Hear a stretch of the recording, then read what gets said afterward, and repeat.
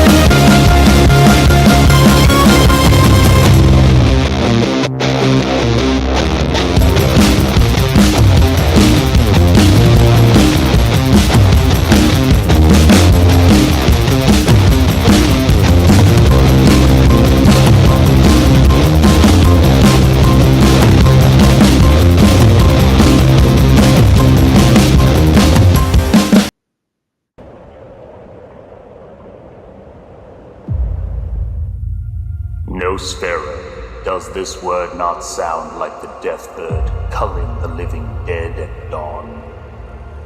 It is the name both ghouls and demons dare not say, for they know it means death for the undead.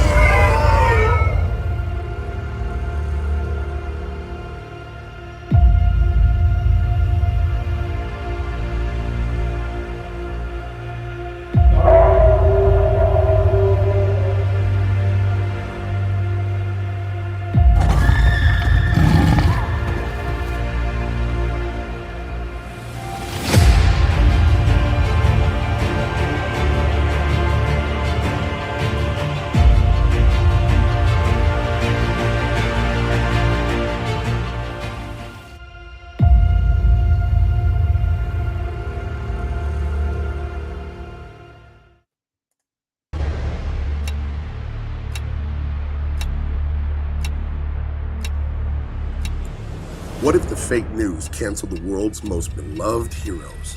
When a tragic attack ends the lives of precious innocents, our most celebrated heroes find themselves blamed and canceled by the media that once glorified them. Now in hiding, will they be able to trust each other long enough to prove their innocence? Well, they better fight as hard as they can, because if they don't, an even bigger tragedy is coming. And this time, it will cost millions of lives. Truth, Justice, American Way, the 64-page full-color graphic novel. Get yours today, only on Indiegogo.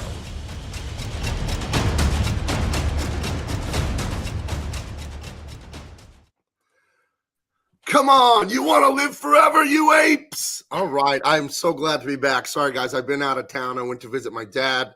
My microphone is in frame. I'm doing good. I drove 1,100 miles yesterday from Colorado back to San Diego. And yeah, I miss you guys. It was a lot of fun. I did a little bit on Kings on Monday, but I've been gone for far too long. And I am here with him, the man, the myth, the legend, the man with 5 consonants and 1 vowel in his name, Shantan Jetty. How you doing, Hey, friend? what's up, Gabe? How you doing, brother? Welcome, Chad. Oh, it's I'm good to see you again, man. Yeah, it's been a little bit. It's been a little bit. I hear your channel. Your channel's near 1,000 subs. Is this true? Yes, it is. It has been a crazy week, and I've been, just been, running between, all the craziness of art. But we are. I had the most watched stream I've ever done. Thank you, Comicscape. Thank you, chat. I appreciate it. You guys are amazing. Very nice. Most liked stream. We're 39 subs away from 1,000 on my channel, and then on top of all the cool stuff going on. Ethan just dropped the next wave of Cyber Frog cards, the Patreon puzzle cards, and my It's the card is Gabe the El first one Taib in the set. collection because That- I colored 3 of the cards, so I consider That's it right. my collection. I always tease Aaron Lopresti that it's the Gabe El Taib and Dale Known cover that's selling so That's well right. on Wraith of God. Right on. Hey, listen, if I could have had you color mine, I would have had you. Right. No, we'll get you on a Truth Justice piece eventually. That's Let's right, say man. hello. That's right. Let's say hello to the greatest fans. I'm in such a good mood, dude. Let's I say am hello too, to the man. greatest fans in the world. Scottsley, Cranberry Langes is here. Who else is here? They were talking a lot at the beginning. Beard Gasmatron, of course. Hunch, the Dirty Roofer. Oh, I like this. It sounds like he's a big fan of this. Want to put it out there, no matter how much I love this movie, and I do, he says. Doesn't hold the candle to the book. No. I never read the book, but the movie I've seen and the movie I love. That's why I have the quote at the beginning. Come on, you want to live forever, you apes? I love that. Yeah, I'm a rah-rah guy. I was a football coach and a football player, and I love rah-rah stuff like that, you know. Where have all the trailers gone? I showed too many trailers, apparently. Hey, we got to listen to feedback, man. Customers are always right. Comics Gate, indeed. Oh, yes. Yeah, who else is here? Simply Green, John, Scottsley, all kinds of folks are here. Okay, so Starship Troopers. What do we think of this movie? I think it's 1997, and I think the special effects still hold up. Oh, yeah. You know what I mean? I think that they call them the Arachnid Army or whatever, those aliens. I forget if they have like a real technical name, but it still holds up to me. It doesn't look like something from the CW or anything like that. You know? Yeah, they did some brilliant work. And the chat is always there to catch us if we're off. But I know the CG stuff was done by Phil Tippett Studios' newly launched digital wing.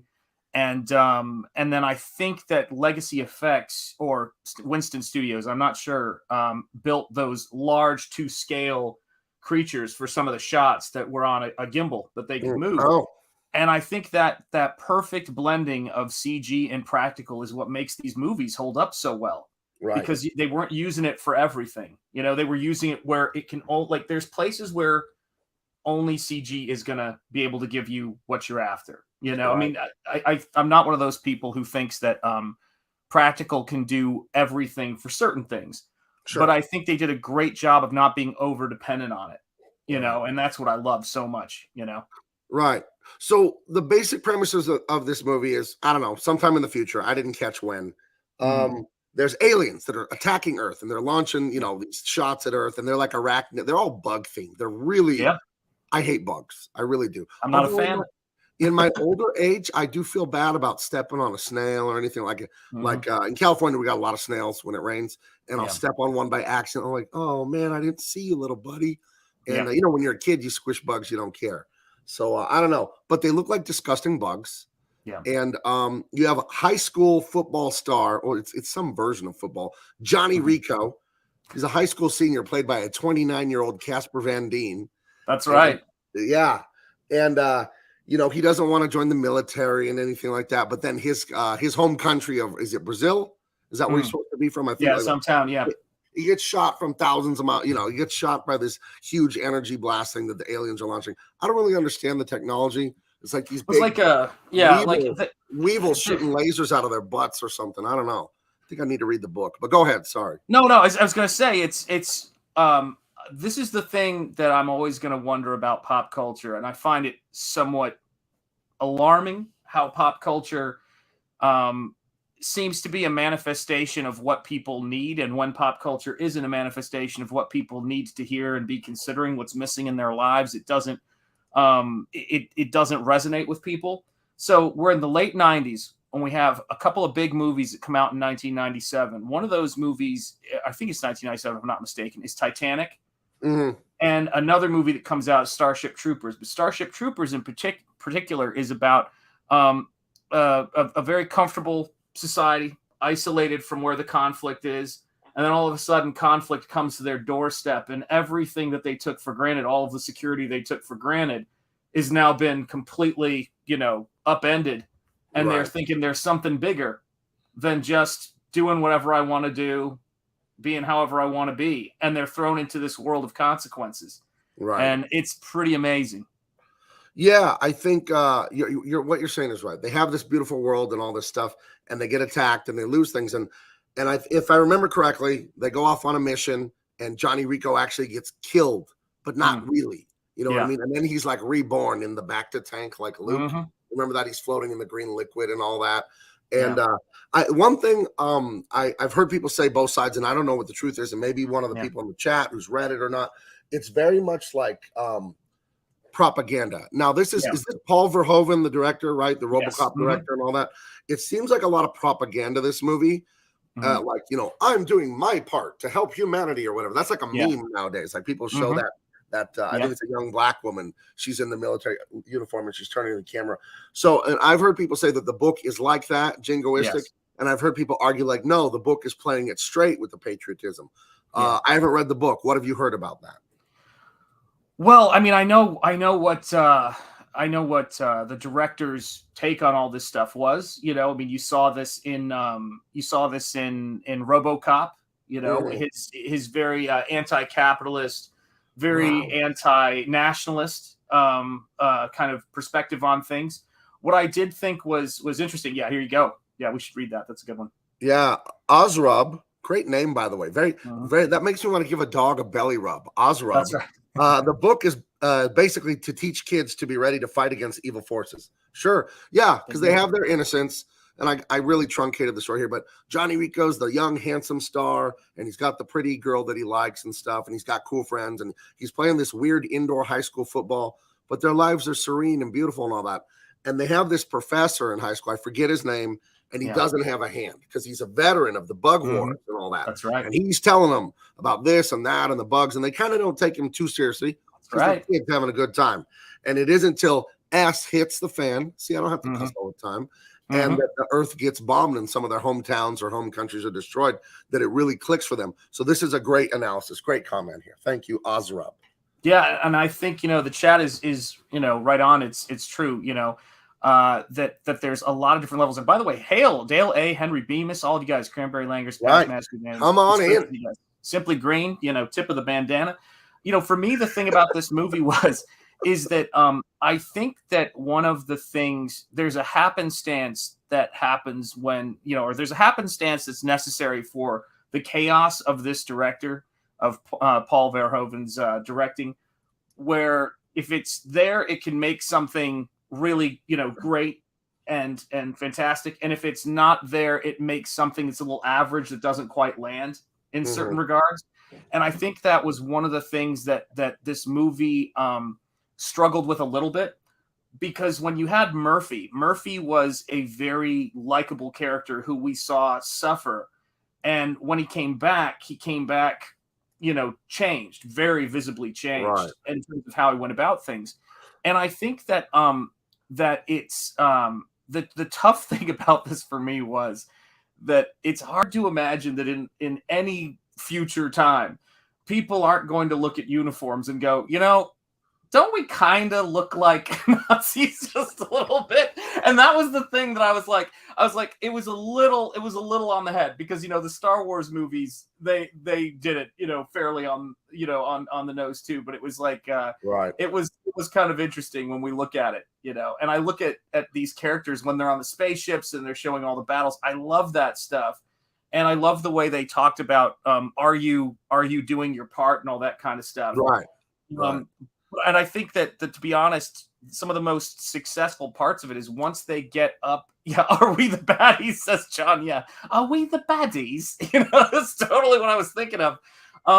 And I think that the biggest obstacle that they overcome once they get rolling, once they get past the training, which I think is it's interesting. You get to meet everybody, but when they have their first encounter with the bugs, and you know, and you see them for the first time, I think that is where everything, you know, really starts cracking, because you start seeing what the consequences are, and things like, you know, the training malfunctions, never take off your helmet, that kind of thing. Those are important, you know, those are all important parts of it. But it's interesting to watch how the idea of selfishness and this very selfish individual character, whose, you know, name I guess is Rico. I mean, you know, translates pretty obvious. Johnny Rico. Yeah, exactly. I mean, it couldn't be more perfect casting. Casper Van It's Dien, true. he was, Yep. I think he was 29 or something, very handsome. He's got the cool hair and he's got Yep. the awesome name. I think that was so well done. I like these two comments here. I'm going to read them and then I want your feedback on this. He says, Osrub, again, very, very good comment.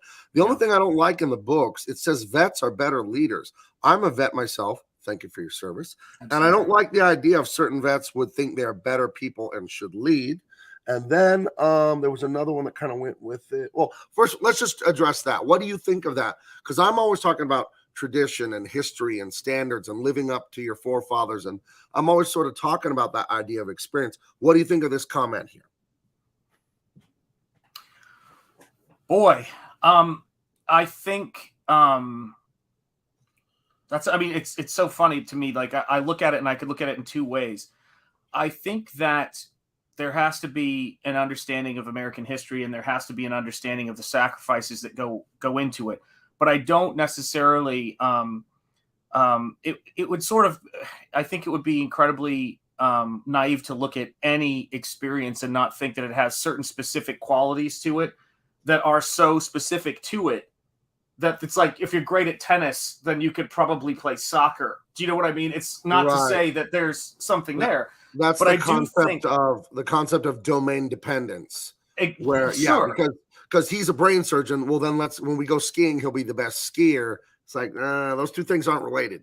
You know what I mean? But I do have to say though, I think that as an idea, this whole concept of citizens, this whole concept of why how we organize things in terms of and how we passed amendments in terms of who got the right to vote. The biggest holdup for the right to vote in women was military service was tied to the right to vote.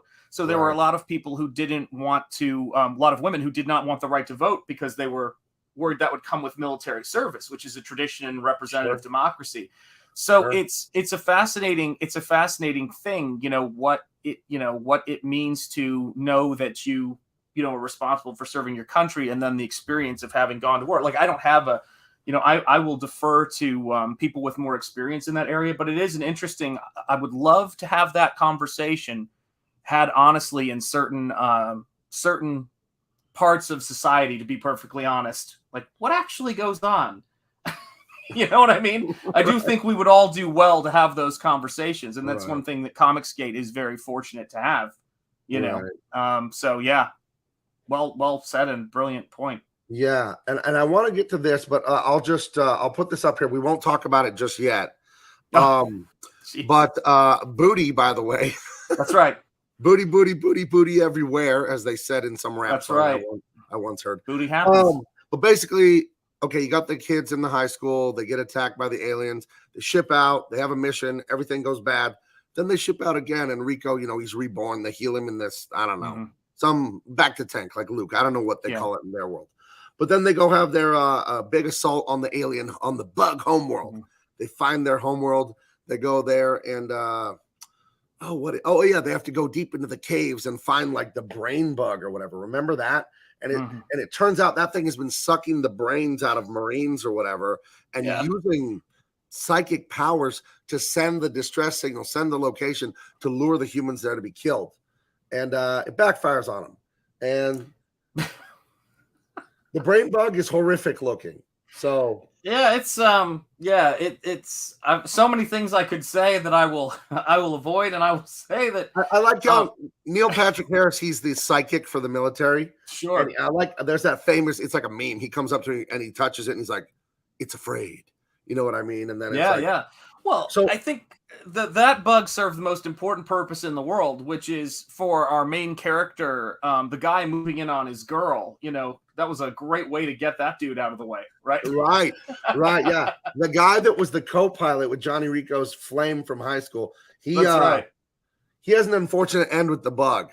Things don't work out so well for him. That's not a face of surprise. That's a face of his brains leaving his cranium. Yep. So that is that's the face that most of us make every now and again when we open up Twitter. It is what it is, Yeah. But I mean, it's a fun movie, and Hunch the Dirty Roofer and Ozrob, I think, I think they're the two talking about how they read it and stuff. I think so in the chat quite a bit. So I think I'm gonna have to check this out on audio. Sure, of course. I listen to a lot of audiobooks while I draw and color and all that. I'm putting it in rotation for sure. So, you guys are right. So that's the basic premise. They defeat the bugs. They capture the brain bug. It's a really fun thing. And we'll go more into the themes here, but I have to ask you about this because I forgot that you told me you did this. Yes. Yeah. In another life, you already had a comic book career years ago. That's right. How did you do this? How much work did you do for these people? And what was it like?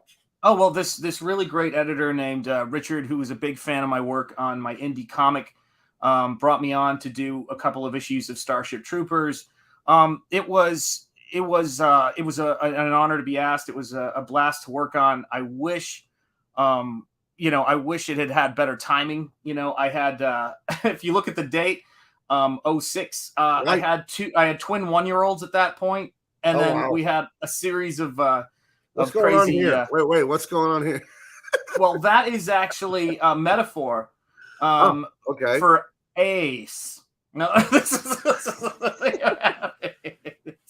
Yeah, that is Gabe. That's a metaphor for that gives you an insight into the artist and his possible background. No, this is the thing.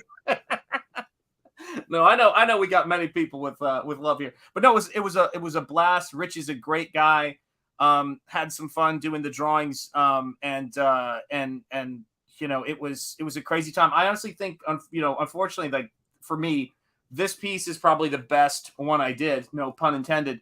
And it was because I think it really captured the composition and the feel that I was going for. But it was a blast. I wish I wish my skills were where they are now. But it was great. It was a terrific experience working with Rich and everybody. Right. So did you just do the one cover, or did you do more work? I did the cover, and then I think I did a couple covers.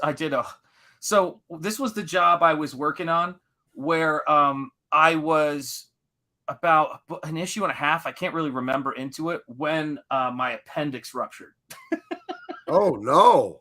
So that kind of affected the entire job, but I did a triple cover for the first issue, and did I think 3 covers and 2 interiors, 2 issues interiors. Oh, but really? you can see where the you can see where the appendix started to slow me down, and then I had to tap out. I was like, guys, I got in some bad shape from that. Things did not go well, but it was no pun intended. It was a great. It was great to work in comics. We've talked about this, right? We've talked about this with Comicsgate.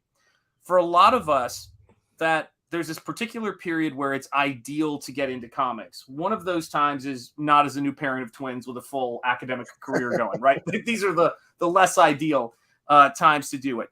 And you say to yourself, there's where preparation meets opportunity. That book was a part of me, me preparing to be where I'm at right now, where I'm able to do this. So I'm very grateful for the opportunity, man. Absolutely. Yeah. No, every piece we do is just another rung on the ladder. It doesn't matter how good or bad we end up looking back on it. I remember getting pushed into the deep end of the pool. I was doing little stuff here and there as a professional artist and design work. And Robert Kirkman and some image people let me do a few pinups. I did one like Invincible 15. And I met Mike Barron at the comic book store in Fort Collins. And I showed him a drawing I did of the Detonator. That's like a Punisher analog. He was doing an image in like 2004 or 5. And I thought he'd hire me to color it because he didn't have money for a colorist. He said, I got a job for you. And I'm like, oh, good. He said, hire me to color it. He's all, I need you to draw issue 3. You've got 3 weeks. There you go. So I wasn't, I drew it, and it whatever. But so what you're saying about it wasn't an ideal time with 1-year-olds. Sure, but, it's all part of the journey. You know what I mean? When is an ideal time to be an artist? Right? Let me tell you this, guys, and I'm saying this. Let me tell you my realization that all of you already know. That's my favorite kind of one of those realization to share, guys. Right. When I look back on things, my regrets are less and less and less because I am so grateful to be where I am right now, and I would not take one of those Jenga blocks out for fear it would not allow me to be where I'm at right now. And that's with you guys talking about movies, meeting Gabe, doing the all the great work that's been a part of Comicsgate, guys. Oh yeah. There's this aspect of it, and maybe this ties into Starship Troopers, where they say when you look back on your life, there almost seems to be an intention to everything that happened that guided you to where you are, even though in the moment it all just feels very random. Right. And I think that what Starship Troopers deals with is this vision we have for our life and where it's going and what I'm going to be doing next year. And then when the chaos comes in, which is actually life, you sort of see your character and how how you're going to pick up and how you're going to move forward. Do you know what I'm saying? Absolutely. And that's the stuff that defines you. That's what kind of reveals you. And from every that time old we hit a saying, wall. that old saying, crisis reveals character. Hold on. $10. Hunch, the Dirty Roofer, thank you so much for the Audible version fund. $10, very generous. Thank you so much, friend. Right on. And I just got to tell you guys, if I have a little extra energy tonight, it's because I didn't do YouTube for like a week and a half. I thought, it'll be nice to go to Colorado, visit my dad, and stay off social media. And I would like pop in on like Ethan's streams, and I saw you, Sean, doing streams, and I didn't chat or I didn't do anything. And I was like, and I actually miss it. I didn't think I would. I thought I would enjoy the break, but I'm so happy that we've got 35 people watching us here, and my good friend Sean's talking about this. I'm very happy. So thank you very much for the money. I very, very much appreciate it. And we will be back with the Players Club next Tuesday. I was in the middle of Utah or Nevada when the Players Club was supposed to be on. I was driving home yesterday. So there's and I was telling Gabe before the show started. There's so much exciting stuff that's going on, but I'm one of those. I don't know if any of you guys are like me, but my wife is always telling me it's time for your yearly physical. She says it for about 3 years before I finally do something about it. And they were like, they're like, hey, it's you're way past on your tetanus shot. So I got that, and I was like wiped yesterday. And so I'm so excited to be here and be on the show with you guys because I was feeling blasted. But here you go. Right. Oh, in the cover, he's saying, "Come get some," and she's saying, "Can we hurry up and get out of here?" Right. Always like a woman. It's never enough. No, just kidding. It's never enough. But what she means when she said that, let me be very clear, John. She was saying, "Can we get out of here and go back to the tent?" I don't know if any of you guys remember that scene from Starship Troopers. With but, what's her name? Her name was Dizzy. Diz. Yeah, Diz. Right. By the way, I need to ask the chat this question because this is important. And Henry Bemis, you're right. Yeah, Most Heinlein is worth checking out, in my opinion. I think you're right there. Let me just say this: was this the start of the war on redheads? Starship Troopers, was this the start of it? With the character of Diz. Somebody's got to let me know. I need to know. Oh, look at this. There you go. See, I agreed. Wait a minute. I got to tell you. I'm a Carmen man. You're a Dizzy man? Of course you are, but that's our age difference. Oh. She would have been the thing for you guys. I know it's just a couple of years, but you know what I'm talking about. Well, okay, here we go. Okay, we got Carmen. We got Diz. I mean, look at the lips on Carmen. You kidding me? Yeah. I don't know. I mean, this is my type, y'all. Not here. It's what it is. They both acquit themselves quite nicely in the movie. They do. Listen, let me be clear, guys. I'm not kicking anybody out of bed for eating crackers. All right, look. This is dirty, but I heard a football coach say it. I'll keep it clean, but it's still dirty. He said I wouldn't kick her out of bed unless she wanted to on the floor. So there you go. I took one word out of that, but you know what I mean. Yeah. Oh my gosh! Speaking of scenes, right there. Oof. Right. Yeah. And that's I forgot to tell you guys, the teacher they have in high school who's the veteran with no hand and all that, or the claw or whatever, he ends up being like a squad leader for them. Yep. And then he gets it real good from the bugs. Yes, he does. Yeah. They loved the thing about Verhoeven is he really loved. Yeah, that's right. He really loved putting kind of the gore and the consequences and that aspect into the stories. Right. And it was interesting because this was a very heavy science fiction piece. Instead of with RoboCop, you have pretty much something you feel like you could do low budget, except for the robots, a couple of matte paintings, and RoboCop himself. This was very much the opposite. This was a entire fantasy world. I will say this. I think that of the scenes that people remember, speaking of, would be the one of the first times in both RoboCop and in this movie, he always had co-ed showers. in both the police Oh force yeah, and in that's the right. military here, which was really interesting. That seemed Right. to be something Yeah. he was convinced to be the case. Yeah. I feel like that's not going to work out in real life. Why is that, Gabe? No. Here's the thing. You know that third rail? We're not supposed Yeah. to touch it. Let's move exactly. on. That's right. Moving on. Good Let's times. both just take a drink for a few seconds. So yeah. Yeah, so that's I will what I say think this. about the showers. Yeah. That's what we think about it. That's what we think about it. You know, and so this is the Oh, aspect of wait it. a minute. Yeah. Sorry. This is like him hitting a 3-pointer at the buzzer. I think he just won this argument. Dizzy was a dude in the book, so a real fan has to choose Carmen. What do you say now, Sean? Sorry, Diz all day, every day. Like, Diz in the movie. Right. No. Okay. I'll allow it. Oh my gosh. And I'll say it again. I already said it once. It's a visually like stunning movie considering it's from 1997. 97, man. Somehow those bugs in CGI in 1997 don't look like the rest of the bugs from 1997 in other CGI movies. You know, well, you know what I have to say too? They did a lot. They did something that I think we have to tip our hats to here in this movie. A lot of the science fiction of this world was done the scenes were done in broad daylight. And that is so much more complicated and difficult to do than nighttime raining scenes. And they did a great job with that stuff. Right. We can nitpick the special effects, you know, from movies from 97, but I think we all have to acknowledge that the people who were coming out of practical and beginning to collaborate with the digital guys really knew how to balance the two. Like they were thinking, why would we do that in CG? Like, why wouldn't we build a gimbal with the jaws of, you know, the jaws of the warrior bugs, you know, there, so that we could put an actor actually in there, you know, and give it its believability and the sense of scale for the actors. That's what made it great. Yeah.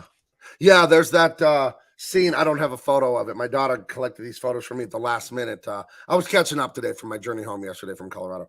But there's a scene where Johnny Rico's on the back of a giant beetle, and that is practical, at least just the shell. Then on the long shots, I'm sure it's CGI. I don't think they have like a 60-foot beetle they built.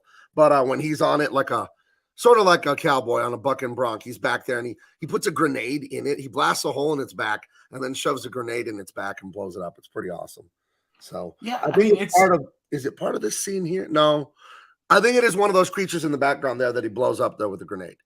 And they had a practical piece of the shell, a real life piece. It was very cool. What this movie is bringing to mind, and I have to tell you, I do believe, let me be clear, I do believe that the source material is king. You know, but things happen. No. Sorry.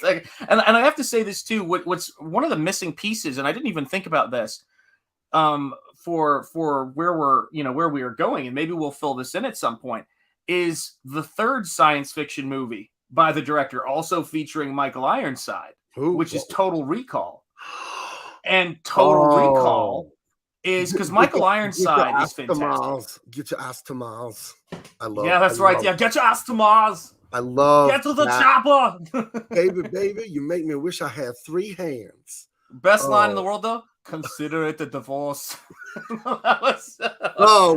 Okay. We already know next week's movie. I think we got it. You know, but I love the idea. If you had told me that science fiction of this scale was going to be possible, you know, back, you know, when the Star Wars were great. You know, the AT walkers were amazing. But I look at this kind of stuff, and then you see broad daylight special effects. And getting back to the characters, if I could, just for a second, you know, is this thing. You've got these two characters who they seem like, you know, they're destined to get together. Then this you know, cataclysmic, you know, catastrophe happens, and then they go off to fight. And it actually kind of makes you think, okay, now they're going to end up with these two people who are right for them in their new jobs.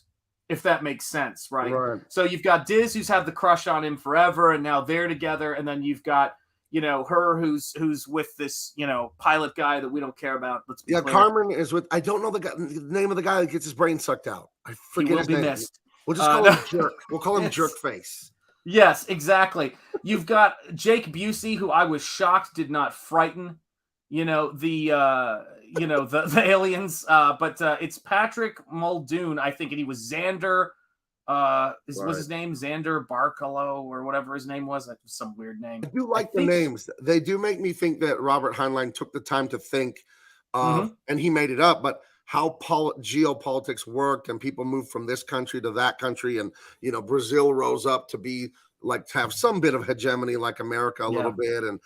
I do like that, because I was a little taken aback, like, well, how's he like a white guy, but he's from Brazil? And then it dawned on me like, okay, so in the future, human beings Yeah. have shifted around again. And I like that. That adds some authenticity to it, so. Yeah, and I think that what was interesting at the end was you have these characters getting together. At the end they kind of have that reuniting, because Right. everything goes sideways and they're stronger as individuals, but this is how do I word it? They're stronger in their roles of battling the bugs, but they're no longer singularly obsessed, every one of them, with their individuality, their old grudges, because they've lost people. They've been through something. Right. And they do a really great job of showing this is where they began in their youth, and when you get to the end of it, they are completely different people through their experiences, and that's really kind of the brilliant part of it. That this is all on a backdrop of science fiction Yep. Like the and great Hillary fantasy. Clinton told us, stronger together. That's exactly Right. right. It takes a hive. Did you No, ever wait, that think doesn't work. did you ever think you would hear the words "the great Hillary Clinton" come out of my mouth? Only sarcastically. Right. Well, there you go. You go. Well, you know what it is too. It's and here you go. Got to say, Hunch the Dirty Roofer is saying, and guys, I'm real biased because I first read this at 11 and loved it. Ooh. Then at 14, the movie came out. So I think how at that age I could build a real think how at that age I could build a real grudge for any and all mistakes the movie made. Here's what's so great about this stuff that I love when you're dealing with adaptations. Right. Is until there's a definitive adaptation of it Mhm. that is this is a successful movie, no getting around it. But I think this movie could be adapted in other formats and be adapted in a way that's truer to what that story is. The more you've got, studio pressures and everything else, and you're trying to explain it to people, the harder it is to bring something that's as complicated as this story and nuanced as this story to the screen. There's books that I'm sure some of you guys know well that a friend of mine's always recommending to me, and I will read it at some point, a book called Death World. And when he describes that book to me, it's unbelievably cool. And it's essentially so much of Death World ended up being elements of, James Cameron's Avatar. So it's there's these rich, literary resources of science fiction and fantasy, and Starship Troopers is one of those.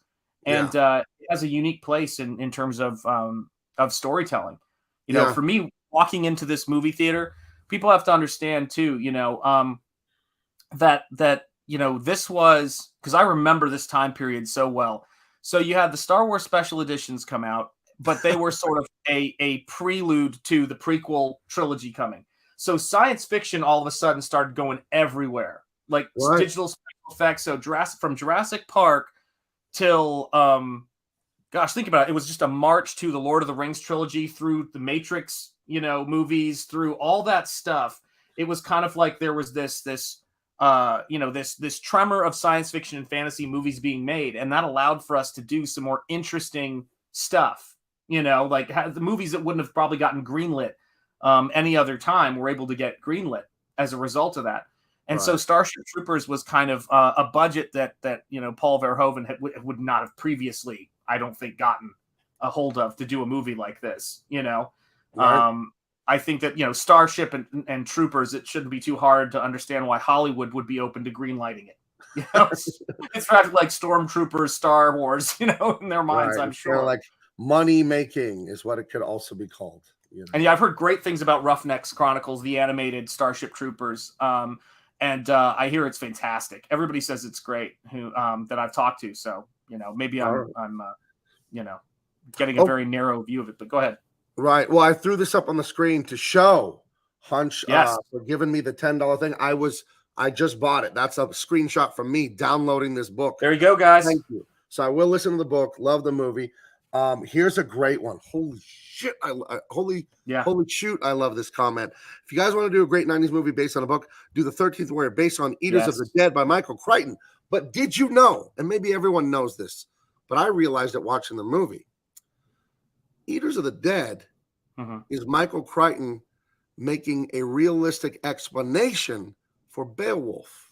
Yes. That if these real things happen, it's literally, if you guys read Beowulf in your, Western literature classes, it is the oldest book in English. That they say it's the oldest story in English. Beowulf. It's literally the same story as Eaters of the Dead, which is the 13th Warrior, which is an amazing movie. I love that movie. So I'm going to write that down. What was the other one we had? We had Total Recall. We had Total Recall, and then we have 13th Warrior with Antonio Banderas. Right. I'm going to make a note of both of those. Thank you, Henry. That's a fantastic suggestion. And if I could, and it's great to see Rock Crane. Every time I see that, it's so hard for me not to say Trick Ron. You have no idea. It's always difficult. Right. But, guys, I have to say this, too. Oh, here we go. Simply Green. A struggle against the common enemies of man. A date which shall live in infamy. Ask not what your country can do for you. Yes, so much of that. Right. So much of that is in this story.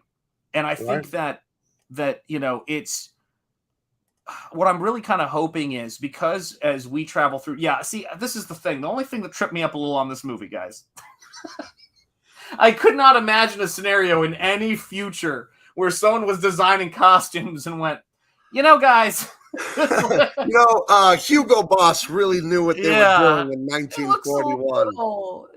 It's a little much, but I had to go fetch it because I didn't have a photo. And then he's laying his hands on this unfortunate looking creature. That's right. Let's just say unfortunate looking creature. And we'll he's leave it there.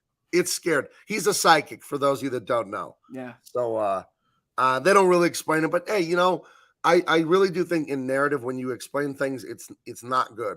And when you explain mysterious things, this is a concept that J.J. Abrams talks about, the mystery box. Like when they revealed Wolverine's origin. Yeah, I've never read that comic, and I don't know his origin, and I don't want to. Exactly. Because it's better. Here's the thing about not drawing too many lines or not over-explaining a story and leaving it to the imagination. Your imagination is emotional, and it's perfect. You don't imagine crappily, right? You don't imagine like low quality. Your imagination is just a pure feeling. So when you have mystery and stuff in movies and you just leave it and you don't have a 7-part series explaining where Grandpa got that spoon, many Bothans died to bring us these plans. Leave it there. Don't make Rogue One. No, leave it alone. Just say, I fought with your father in the Clone Wars. Don't make 7 seasons of the Clone Wars. It's better to just picture it in your head. Like, what does that mean? Because then when they show it to you what it means, it can never live up to the pure emotion of imagination. So I don't know. That's the thing that's very important to me in storytelling, is to leave the mystery there. Less is more, Yeah. Heaven forbid we leave anything to the imagination. Right. Right. And I will say this too about all that stuff, guys. And this goes, I'm sure this is going to be an element to Truth, Justice, American Way. This is definitely an element to Nosfero, which is, I didn't need, how do I word this? If you meet here's some dating advice that probably nobody needs, but if you meet some young lady or fella, depending on what fickles your tancy, we got Angela Curry here in the chat, so there's a girl here. Quick, let's start arguing about Star Trek so she'll leave. Angela Curry might dive in, you never know. And this is the thing about it, right? And she thinks that you're interesting in your silence. Don't open your mouth and blow it. Right. And it's the same thing with storytelling. It's the same thing. Like, there's going to be stuff in Nosfero that is not explained. And I've learned a lot of that stuff from watching things. I think it was Werner Herzog who said that if there's one thing he never does in his movies when he's writing, is character analysis and trying to, explain away all the mystery to a character. You're better off having a character walk into the scene, have a limp and not talk about it. One of my favorite lines from Saving Private Ryan is when Ryan goes into this long story about his youth growing up, and he goes, so, and he says to Tom Hanks's character, so tell me about your wife and the garden, and he goes, no, that's just Right. for me, that's Right. mine. And I went, yes, you know what I mean? Like, that makes it all the more poignant. Right. And I think when you're looking at these characters, you're right. There was probably an element of this that when people, oh wow, I didn't even think about this. If there's an Achilles heel in this movie, this is what I would say the Achilles heel is. The director or writers desire to make sure you got their political thoughts from this movie. Right. Because whenever you try to give people your message, right? What's that old quote? If you want to send a message, call Western Union. Yeah. Don't make a movie. Right. With this, I think they were trying to tell us so many things. It's hard to get caught up in a story. It's like, when they walk in and I'm like going, oh, wait, let me guess. So are you saying these guys are kind of like the Nazis because they're wearing freaking Nazi? Right. Do you know what I'm saying? And it's the aliens, the characters, their personalities. I was much more interested in things like Neil Patrick Harris's psychic abilities, and that some people are being born with this. That's not something I know. Right. Politics puts me back on my planet. Right. If it's too overt. Here's the best example I've ever seen, the best argument for leaving mystery alone. Mm-hmm. And I know someone that they got a hold of the script or something like that. Yeah, I know what this is. Script, and they explained who these people are. Yep. And this is from Mad Max Fury Road. They're in the Fury Road. What the hell am I talking about? Rose Tico, it happens to all of us. Go ahead. And this is just a cutaway shot when they're in the desert at night. And in the movie, the characters don't talk about it. Nobody explains it. If you get a hold of the script or some book, they'll tell you what these are. And it's not interesting to learn what they are. You know what's interesting is to just see a guy like on Cirque du Soleil stilts in a desert, like in a rotten marsh, and he sort of looks like a weird Birdman. And then they leave. Yeah. And to me, that mystery is like the many Bothans died to bring us these plans. I fill it in emotionally. I fill in what this is emotionally. Mm-hmm. And your emotions are perfect. Your imagination feels perfect. So, there's something to be said. I think Rock Crin or Trick Ron said he saw Rogue One many times. And I think it was a fine movie. I thought the major problem with Rogue One is the characters don't have character arcs. The person starts off as A, they go through tribulation, and they finish as A. Like you're supposed to the tribulation is supposed to change who you are, and they're like 2D characters. I don't even remember their names. The most interesting character arc happens off camera. The Indian gentleman, I don't remember his character's name. Riz Ahmed is his real name. He's a stormtrooper who has a crisis of conscience, so he leaves the Empire. That's really interesting. Too bad it happened off screen, and he says it in a few sentences. So the problem I had with Rogue One is they just don't have character arcs, which is just not good writing. But anyway. The only purpose of that movie for me, people, look, Luban, look into my eyeball. Like, I feel like the guy in Along Came Polly, Hank Azaria's character. This is the thing, guys. The only purpose of that movie was to satisfy this dream that I had when I was 13 or 14 to see Donnie Yen in a Star Wars movie. Outside of that, that's all I needed. But you're right. This is the thing about it. When you're meeting people and you're seeing things out in the world, there are stories behind people, and the things that you learn over time, or the things that you never learn that shape their character. You don't walk up to people and go, "Why do you have that? Why is that?" Like, it's a very weird and upsetting sort of way to go about it. And when they were showing Wolverine in the first X-Men movie, one of the things I liked about it was when it was a good bit of writing was when Rogue looks over at him and they're driving in the car, and she goes, when they come out, does it hurt? And he just does that stare and goes, every time. Right. That's it. That's all you need to know. I don't need to know, well, my backstory was It's not, people don't talk like that usually. Like half a Netflix season explaining each claw. There's 3 Wolverine claws. We got 2 episodes for this one and 2 episodes for this one. You know what I mean? You got it. It's like, oh my gosh, we don't have to over explain everything. Yeah, absolutely.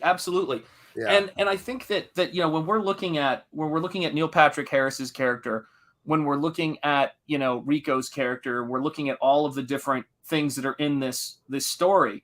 The thing that I couldn't get past in terms of like when you see the bugs I thought were really well designed. Right. Okay, the your standard warrior bugs look like they're human blenders, which they are. You know, your bug that shoots that kind of burning gas, almost like this dragon, has this really great quality. The brain bug looks like a brain. The thing about Neil Patrick Harris's character is look at that. That's a great little design they had there too. Really crazy and wild and interesting to see. And this is the thing to me about it is when you look at Neil Patrick Harris's character, he's a psychically powered person.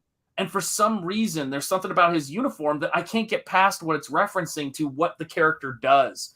And I don't need it to be written on his chest, but I would imagine if you were a psychic character that you would have a different look. He looks like someone who's close-minded in his costume. Do you see what I mean? Right. He looks like somebody who's buttoned up and his mind is open. And so that was one of those things that was really kind of strange. Like, what would differentiate him from everyone else? If you had the power to psychic powers, I imagine you would be pretty special in this world, you know? And I just want to say, hail EP, hail Warlock John. I see everybody in here in the chat. If I've missed any of you guys, say, hey, you missed me, Sean. Say hello. Angela Curry, Cranberry Langers, all you fine folks here in the chat. Oh, I like this comment here. The origin of the bugs. You don't really need to know where they came from or their past. Right. I think in narrative, when we're writing story, everything has to have verisimilitude in a story. A story has to agree with itself, and a story has to be a chain of logic. It could be about anything, dragons, time travel, whatever, but it has to agree with itself, the story. And I think these little side missions on 14-episode series on Wolverine's index claw, does that really push the story forward? I mean, I guess it could, but to me, it's like navel gazing a bit. So I do love the mystery thing. Again, I am in love with this concept as a writer myself. I love this concept. You're going to see a lot of that in the stuff I write, which is coming along nicely. I don't doubt it, man. And I got to say, hey, Simply Green, it's great to see you. And Dragon Pisces, I missed you. I am so sorry. Remember that double pager? That double pager I was showing you, Sean. It's done. Snap. D-Flaw is underway for you guys, but I will not show it off. Not yet. You guys can bribe me into showing it off. But hey guys. And for those of you guys who missed it, it was on Comicsgate Kings. Ethan showed the Cyberfrog trading card, which is going to be in the next puzzle card set he releases. That's right.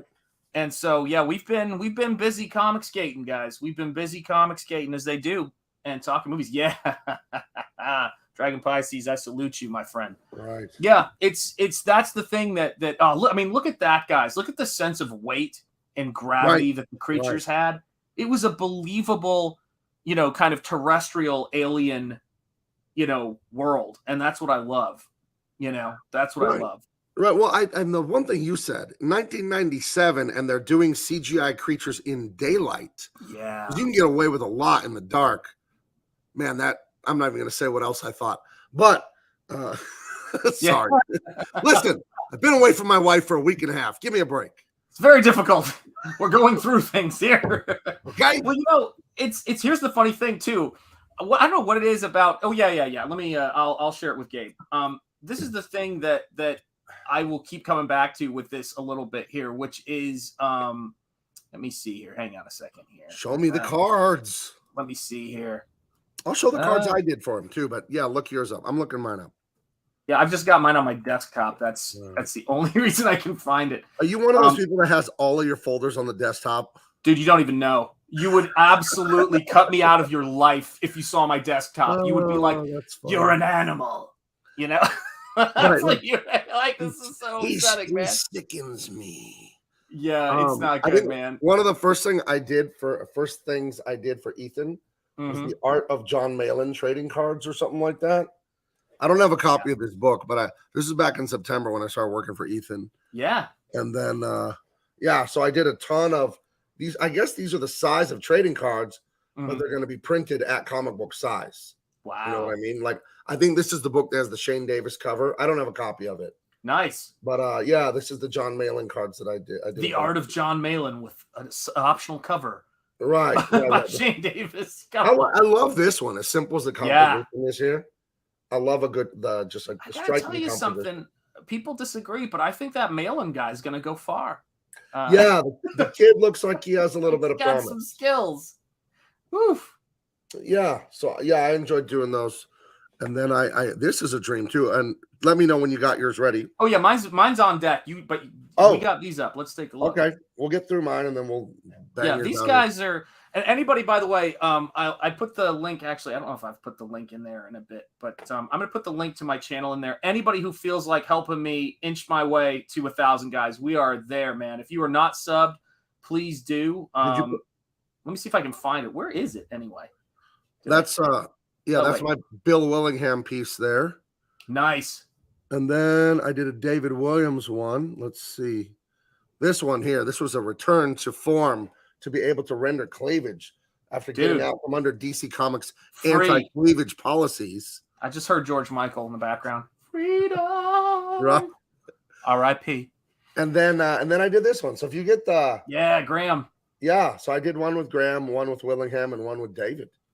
So yeah, those were fun. Now let's find your. Wait, before we move on to the artwork, I got to say something because this is important. All right. What people don't understand about the Comicsgate. Oh, thank you so much, man. I appreciate it. What people don't understand about those Comicsgate Kings intros, the ones I've done anyway, that there's Ethan is great, just like he is, with the cards and everything. He gives you direction when you need it, and then he lets you go, lets you fly. And so when we had the Tiger, which was for Shane Davis, that came from the song that my wife listens to when she goes for walks. A lot of people don't know that. Let Your Tiger Out by Maximum Balloon.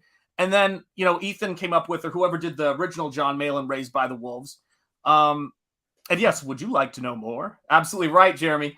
And then when it got to Graham Nolan, I was like, what the heck am I going to do for him? And don't tell Graham I said this because he's a large man. And he could just come after you, But no, the first thing I thought of was Sam Eagle from the Muppets. I could see Graham, and I said, so I'm going to do the eagle. And so I got the eagle has landed. I got all these different things and put all that stuff together. And then I, by hand, frame by frame, that eagle landing on his shoulder. So I was dying when he was announcing his comics appearances, and I was like going, he is the eagle. It works. All right, guys. Gabe has my piece here called up for those of you guys who haven't seen it yet. And thank you again, Ethan, for the opportunity, man. It was it's a pleasure, and there's always fun stuff to do. Yeah, there's Sam Eagle. For those of you guys who don't know, that right there is a true. I always love that. I always love that super like look to the guy. Let's add the stream. Let's see. There you guys go. There it is. There is. Yeah, there's my card. And for those of you guys who can't tell, the funniest thing about this card is I'm glad he put the name on top, because my signature is right underneath where it says Cyber Frog. Oh, wow. Which is hilarious. But this is the cool part. If you zoom in on the card, I've been wanting to show this to people because it is what it is. It's from the heart. I don't think I can zoom in on. I think you need to zoom in. Oh, okay. Yeah, that's right. I have to zoom in on. Hang on a second. I'm going to zoom in right there. If you zoom and enhance. Zoom and enhance. If you look right there, in the ripples, I put in EVS in honor of all the work and things he's done for CG.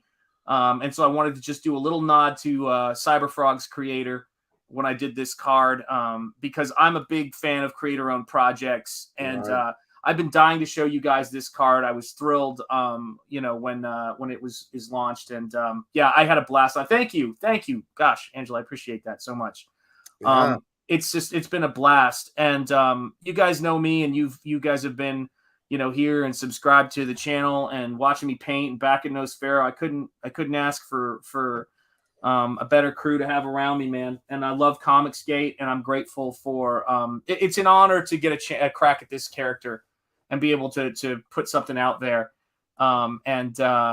Ethan takes care of artists who work for him. That much is certain. So much love. Right.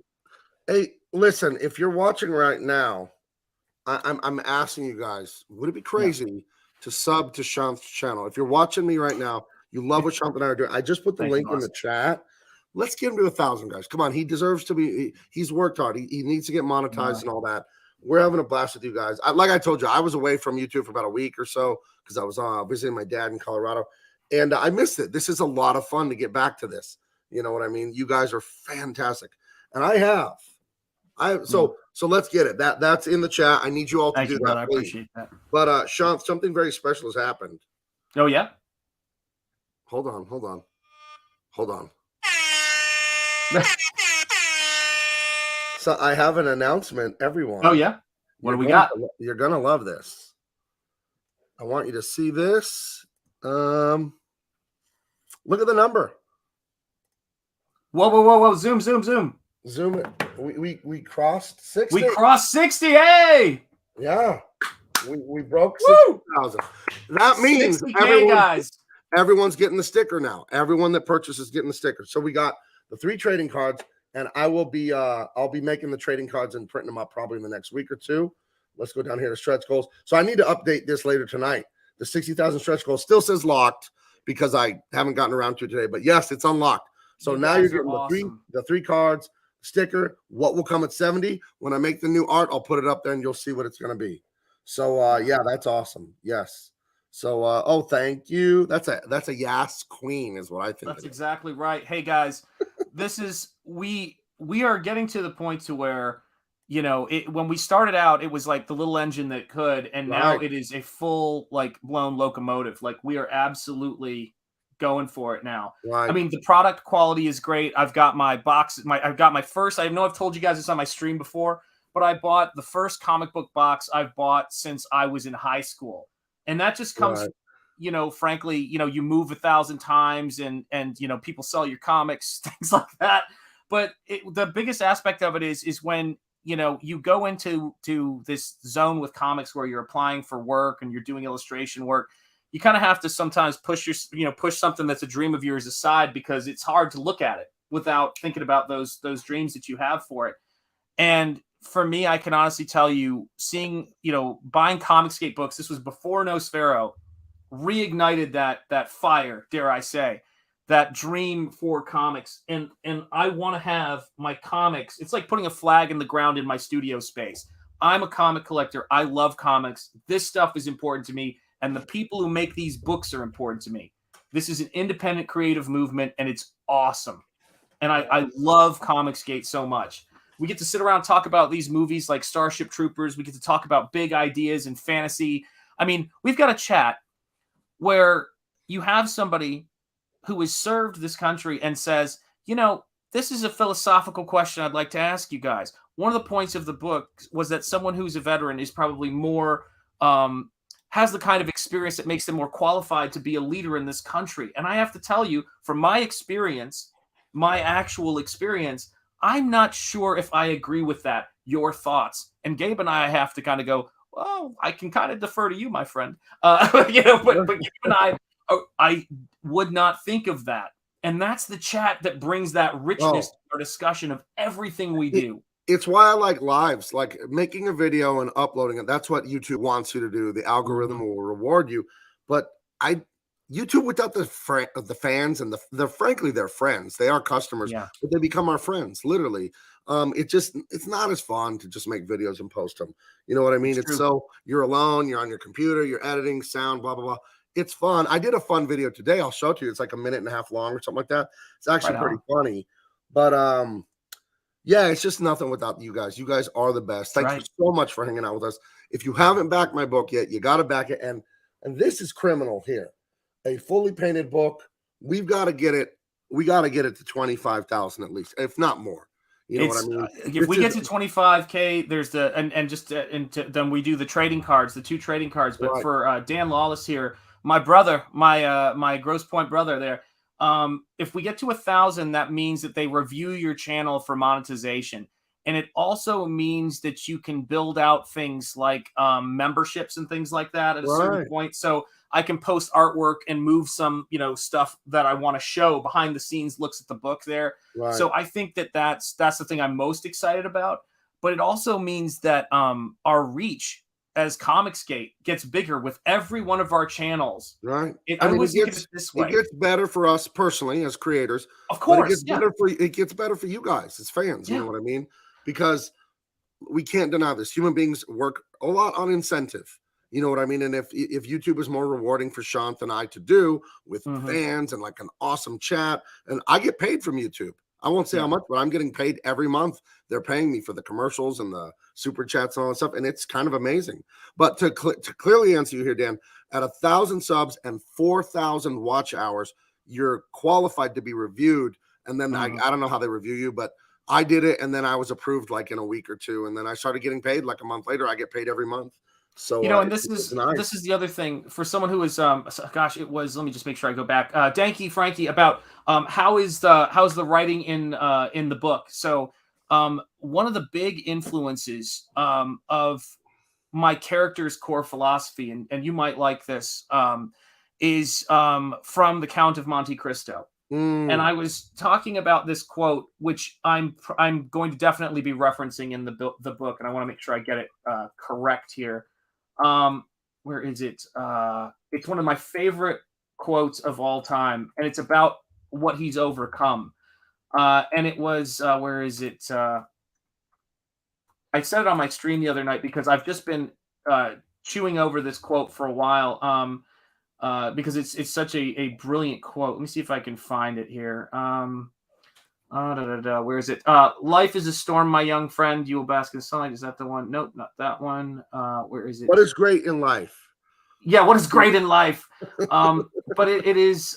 It's the quote about from lightning there comes electricity. From electricity comes illumination, and the idea of when you are put into a circumstance that tests your character, when you're imprisoned, when you're put into a situation that is beyond your control, this is an opportunity for you to look inward and be strengthened. Funny enough, it's like Conan in that sense, but with a little bit more elegance. And as Zorro is one of those other lasting creations from that genius. That's what excites me the most about writing, is the literature I love. And Dumas is clearly, and there's Dan Lawless's beautiful Nosfero piece that he did. But the story is very much like, it's a cross between the Count of Monte Cristo and the Black Pirate, starring Douglas Fairbanks Sr. So yeah, that's a big part of it. Are you going to do anything with Lawless's Nosfero piece? He did. Well, at some point I'm going to have to talk to him about that. I'd love to. Yeah. It's a fantastic piece. He's the man. Speaking of Dumas, I got a book when I was like in 5th grade that was all about your birthday. And Alexandre Dumas, and I believe Leonardo da Vinci, and Slash from Guns N' Roses, and me, and a few others, but those are the ones I remember. I believe we all have July 24th for our birthdays. Oh my gosh. Yeah. Wow. Yeah, my very best friend, I met him in 4th grade. His birthday's the day before mine. My wife's birthday is 3 days before mine. My cousin is like a week and a half. My friend's brother is 2 weeks before that. There's like 7 birthdays. Oh, and my new best friend, Dean Kane, is the day before me. So there you go. There you go. Yeah, a lot of July birthdays. But I share a birthday with Dumas, the Three Musketeers, and all of it. So you can't do you can't do much better than that. That's impressive right there. Right. Yeah, so, I love that stuff. Yeah, absolutely. So I wanted to show you something that I got that you recommended I get. I'm gonna do a high-res scan of it, but let me make myself larger here. There you go. You're gonna love this. This is not.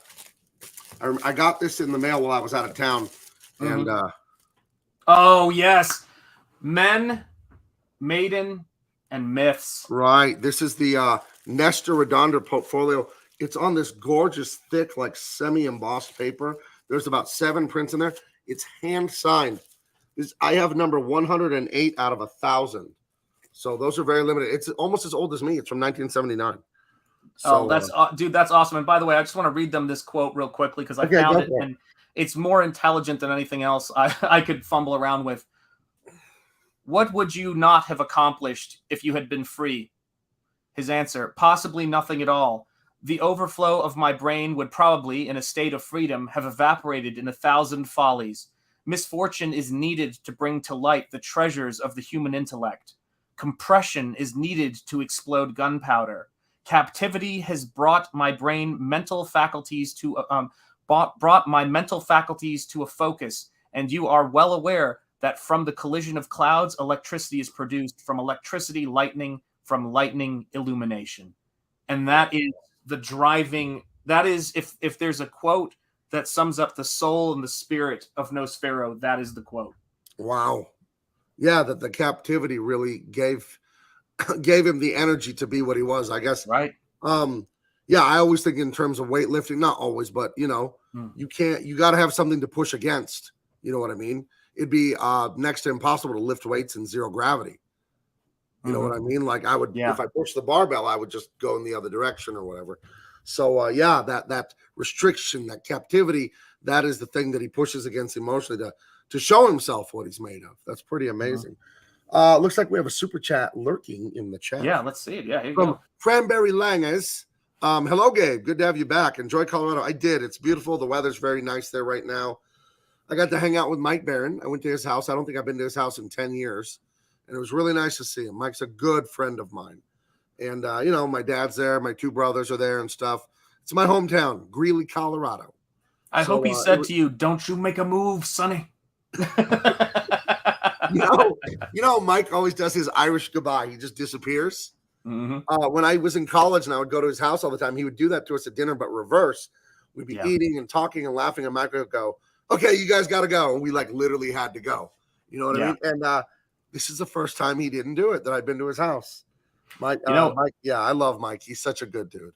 He's such he is a good dude. And I have to say, Dragon Pisces has a question there in the chat, and I'd love to take a stab at it if I may. Let's see. Dragon Pisces says, "Guys, my head's been fuzzy. I've lost my passion, energy. No. All I feel is anxiety. What should I do?" And here's the biggest thing in the world that Jordan Peterson had a version of it, and I actually say this all the time to people for advice, is take something that is doable. There's also the gentleman who said this in his commencement address. I believe he was a SEAL.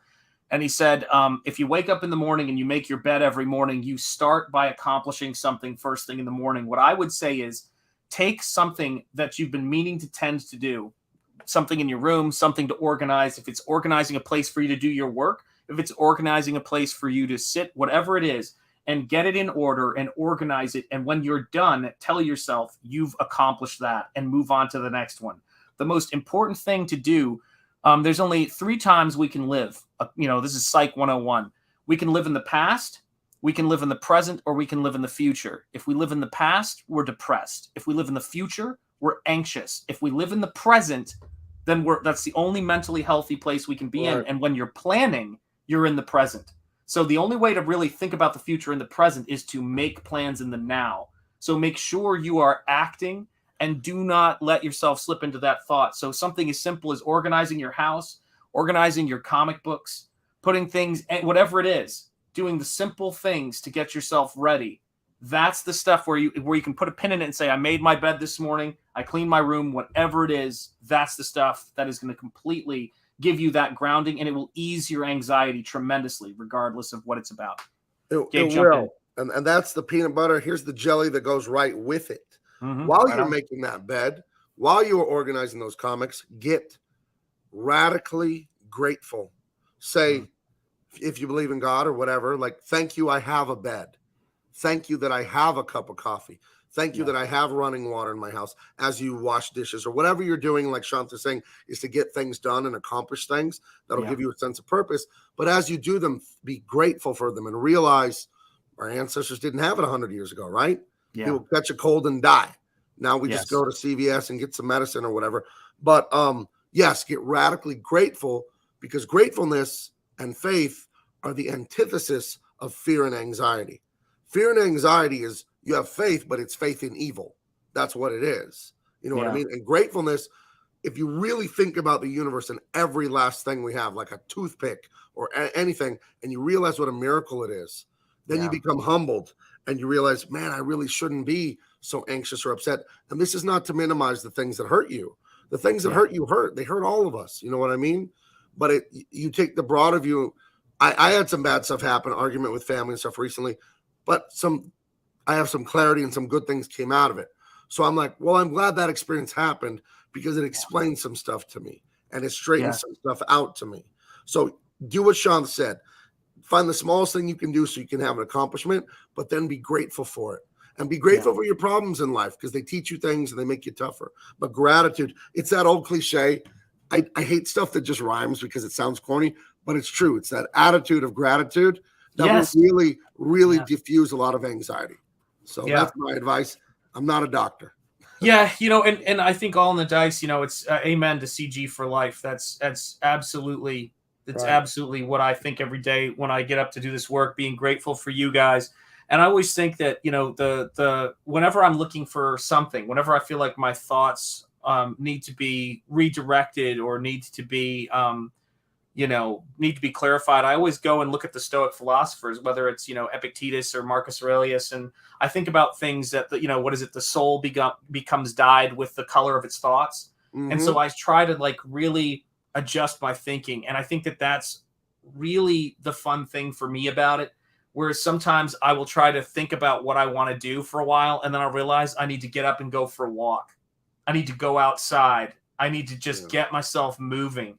And it's amazing how, I don't know if any of you guys have ever found yourself feeling anxious, concerned, or frustrated and attempted to think your way out of frustration. Doesn't work.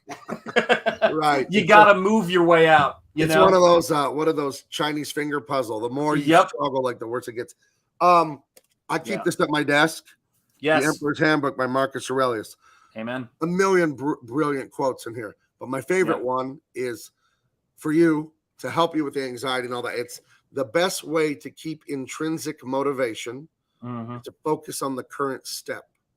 So if you look at the step of your life of, I need to do this before lunch, then you're in the moment. Yeah. You say, okay, I got to do this, before 3 p.m. Don't think, oh, I've got to draw. I'm drawing Beef Law, my own comic book that I'm writing, the underground Hong Kong pit fighting. It's a 90s Van Damme Seagal movie. Yeah. I just draw it one panel at a time, one flying fist at a time, one jump kick at a time. I don't worry that, okay, I've drawn 3 pages. I have 85 left. I don't worry about that.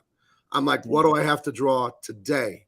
And if I live like Sean is so right, if I'm in the future worrying about page 73, then I have anxiety. And Sean, you were right when you said if you're thinking of the past, then you have regret and sadness of whatever you screwed up or someone did something bad to you. Be here and then just be grateful for here because it's a miracle that any of us are here. It's a miracle that I even met Sean. How? Yeah. Both, our parents from other countries, and we just somebody misses a flight. Gabe and I aren't here. Let's just be clear about that. Right. And I will tell you this too. One of the beautiful things about George Lucas, if you guys don't know, George Lucas's wife is a financial advisor. She's actually a CEO of a pretty big investing firm named Melody Hobson. Yeah, she's a fairly impressive woman. And during one of the financial collapses, the one that was from 2007, 8 or whatever it was, she was in a state of panic watching the market, and she called up George. And if you want an insight into their marriage, I think this is hilarious, or them as a couple. George said to her, Melody, everything's going to be okay. And I think she had a beautiful response, I'm sure, that is not fit for print.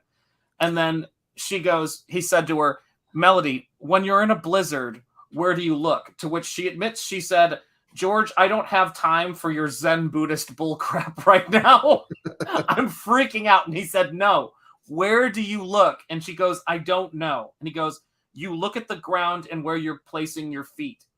Because if you look up, you won't be able to see anything. If you look ahead, you'll be blinded. And if you look at either up or ahead, you're going to walk off a cliff. Look at your feet and put each foot in front of the other and make sure it's on solid ground and keep walking forward.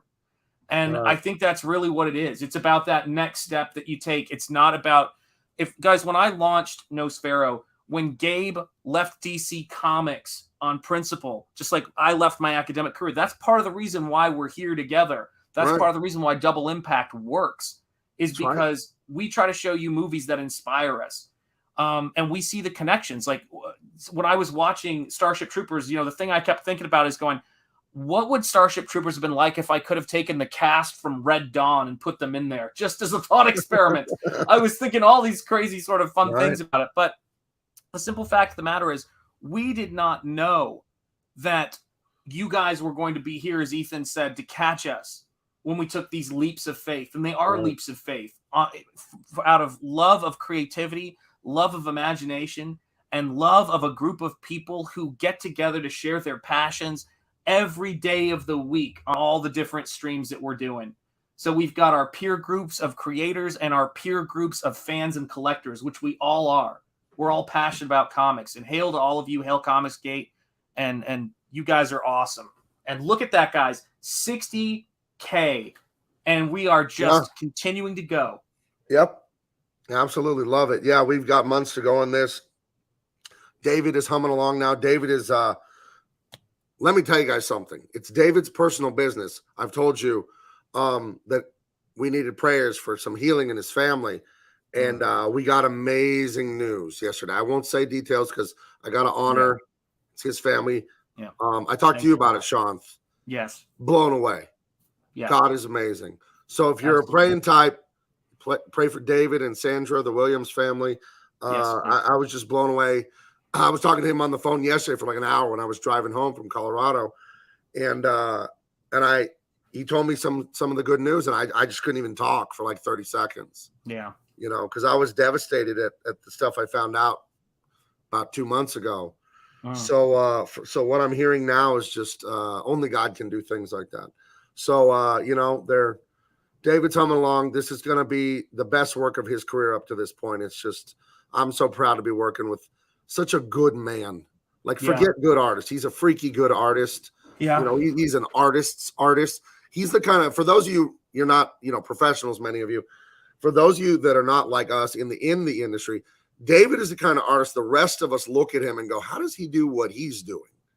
You know, we all know how to draw really good. Like, we're really good.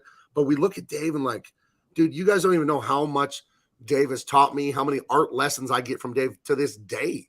I ask him all kinds of stuff all the time. I'll send him drawings. He'll relay them out for me and say, and I felt bad. I'm like, well, if I use your layout, man, like, am I learning? He's like, you're learning.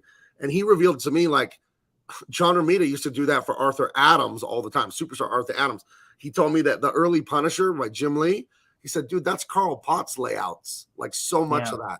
And he said himself, a young David Williams, Arthur Adams would lay out a ton of stuff for him. And he said, that's how, and Shunt, you know this as an art professor, that's how it's done in art school. Yes. And for some reason in comics, we didn't have that, where the old masters would teach the younger students, the younger apprentice artists, they would teach you and they would lay out stuff and show you, we'll do this. And David is just this endless fountain of art technique for me. He's changed and improved my drawing skills in like 3 months to a level I can't believe. I look at this double page spread from my book, Beef Law, and I can't believe I drew this. Should I show it to everyone? Yeah, please just listen. Enough teasing. All right. Let's do this thing. All right. Well, first I have to turn off my green screen. So hold on. Settings. All right. Do you guys want to see it in the chat? We got some ones in the chat. People want to see this. I want to see this. So 1994, Hong Kong, the Volkov family, the Russian immigrants. There's an older brother. He fights in illegal underground tournaments for money, right? He's got a younger brother. They got a dad. They don't have a mom. The dad promised them a good life, and he hasn't been able to deliver. The dad is in over his head with the Chinese and Russian mafia in Hong Kong. And they're forcing Max Volkov to fight against his will in deadly tournaments. Will he survive long enough to expose the government and mafia guys that are doing some really awful stuff? That's the premise of Beef Law here. So let's check it out. I turned off my virtual background. This is boom. This is a disappearing. I thought I turned that off. It was so boomer of me.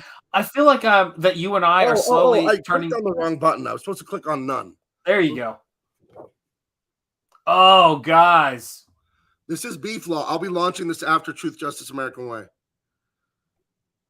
Let's just take that in there, guys. So I just finished inking this page today. This is a page 2-3 spread right here. Dude. And, yeah. And it's an homage, an intentional homage to a David Williams, Gabe L. Tape collab on Bass Reeves. I'll show you real quick. Mm-hmm. I love this page. It's my favorite page of Bass Reeves, which we're still working on. And let's see. Yeah, Hail Ladies Maid and General Piggy and all of you great people, Simply Green, John, Rock Crin on the chat, Warlock. It's great to see you guys. Beards, gosh, why do you guys make it so hard on me and my dyslexia? Beard Gasmatron. I love that. John. Oh, you guys are awesome, man. Angela Curry, hail. Tip of the hat to you, my lady. So I love this page so much with the crazy fight scene. Beautiful. So that's what I aped it right here. And I told Dave that, and I wanted to like homage Dave here. So, and you see, I spilled some ink here. I'll have to paint over that. And there's a few corrections I got to make, but this is Dave teaching me. Look at this. This is what Dave taught me. Oh my goodness. The pencils are on the back, folks. That's so right. The Dave Williams method of drawing is you draw it on this side and then you flip it over and trace it to balance it, to get your balance, like get your eyeballs straight and make sure everything's in proportion. Then you flip it over again and you flip it over again and you keep flipping it using a light table. And then finally you erase everything here once the reverse image is penciled correctly. Yeah. And then you ink it. So that's the thing Dave taught me. And it works so freaking good to flip like that. Which means if you buy an original, you're getting a double-sided pencils and inks, guys. This is double impact. It is double impact. And let me say this too, because we're talking about Comicsgate. And it just popped up on the screen. Boom, there you go. Double impact. Double impact. That's right. Double the threat. Double the movies. Double the tangents. It's double impact with Gabe, El Taib, and Jonathan Jetty. This is the thing, man. You guys know because you're here for us and we're doing all this stuff. And I got to tell you this. Speaking of original artwork. So when Ethan commissioned me to do a Cyberfrog piece, he didn't really even tell me what it was for. He's just like, I want to commission you to do a Cyberfrog piece. And it was a huge honor. And I poured a lot of stuff into it. And I said, what rights do you want? And he said, I want to own the thing, like outright. It's mine. And I'm like, cool. And I had thought that what he meant, which is typically what an all rights buyout is in illustration, is that he's got the rights to the piece and he gets the piece itself, which is typically how it's always been, in terms of when I work with people. And I asked him when I was done, I said, where do you want me to mail the original to? And he said, oh, no. Keep the original, sell it, and make some money for your family. Right. And that's what he told me. And so I still have the original piece of this right now. And it has been, you want to talk about a class act, Ethan Van Sciver is every bit the class act that you would think he is from these streams. He's just, he cares about artists. He knows this is a 24-hour a day, 7 days a week job. We're working all the time. Dude, I'm sorry. That is so good. Hold on. Bring that up there. Oh, sure. I love the spikes and the little metal rectangles under the spikes. I love how you caught those highlights on there. Oh, I had so much fun on this game. No, this was fantastic. It was it has a very I gotta show myself on screen. Sure. I don't have the word. It has a lot of this. You want to? Yeah. Do you know what I'm saying? It's like a mandala swirling. That's the stuff I love about. It's awesome. It's freaking amazing. This is the thing, right? When I went on Nosfero, when I did the this one right here, if I can grab it.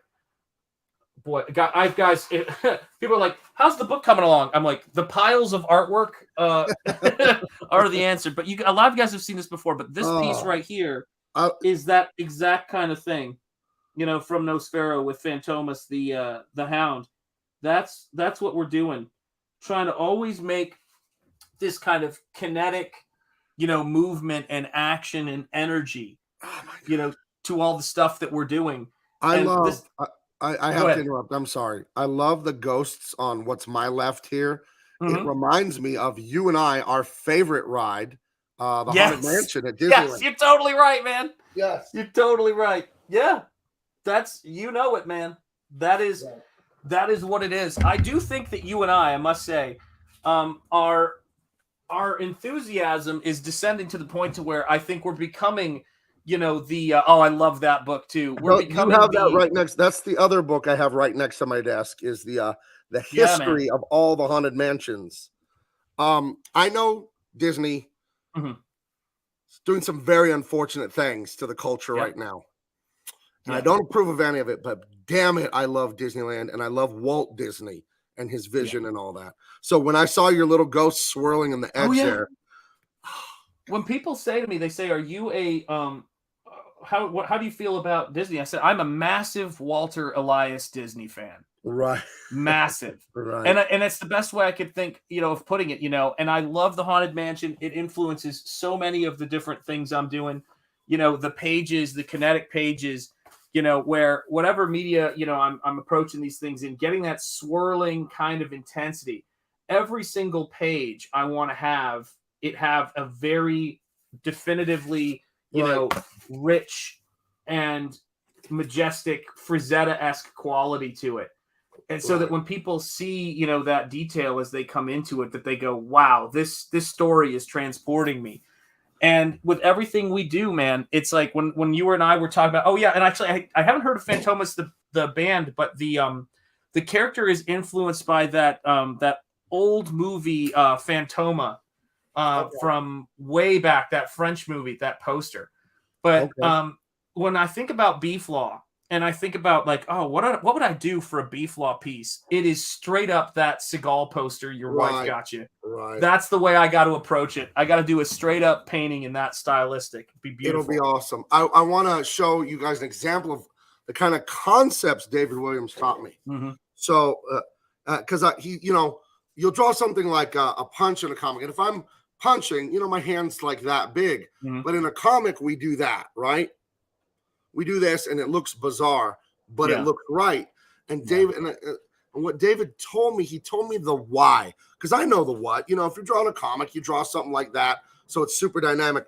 But when he told me the why, he blew my mind. He said, "What you're doing when you do this, when you make a foot, when you make this foot right here bigger than this body," he said, "you're capturing time. You're showing in the drawing that foot is ahead in time than the little head and the hands back there flying." I mean, look at the anatomy of that guy. His leg is bigger than him, but you get it on a psychological level that's indicating movement to you. You know what I mean? And when he told it to me that way, that the dynamic of Kirby is a whole language about time, since these are still images, I was like, David Williams is like the I don't know, he's like the best comic book artist I've ever best as far as explaining this stuff. I can't believe the way he can explain it to me.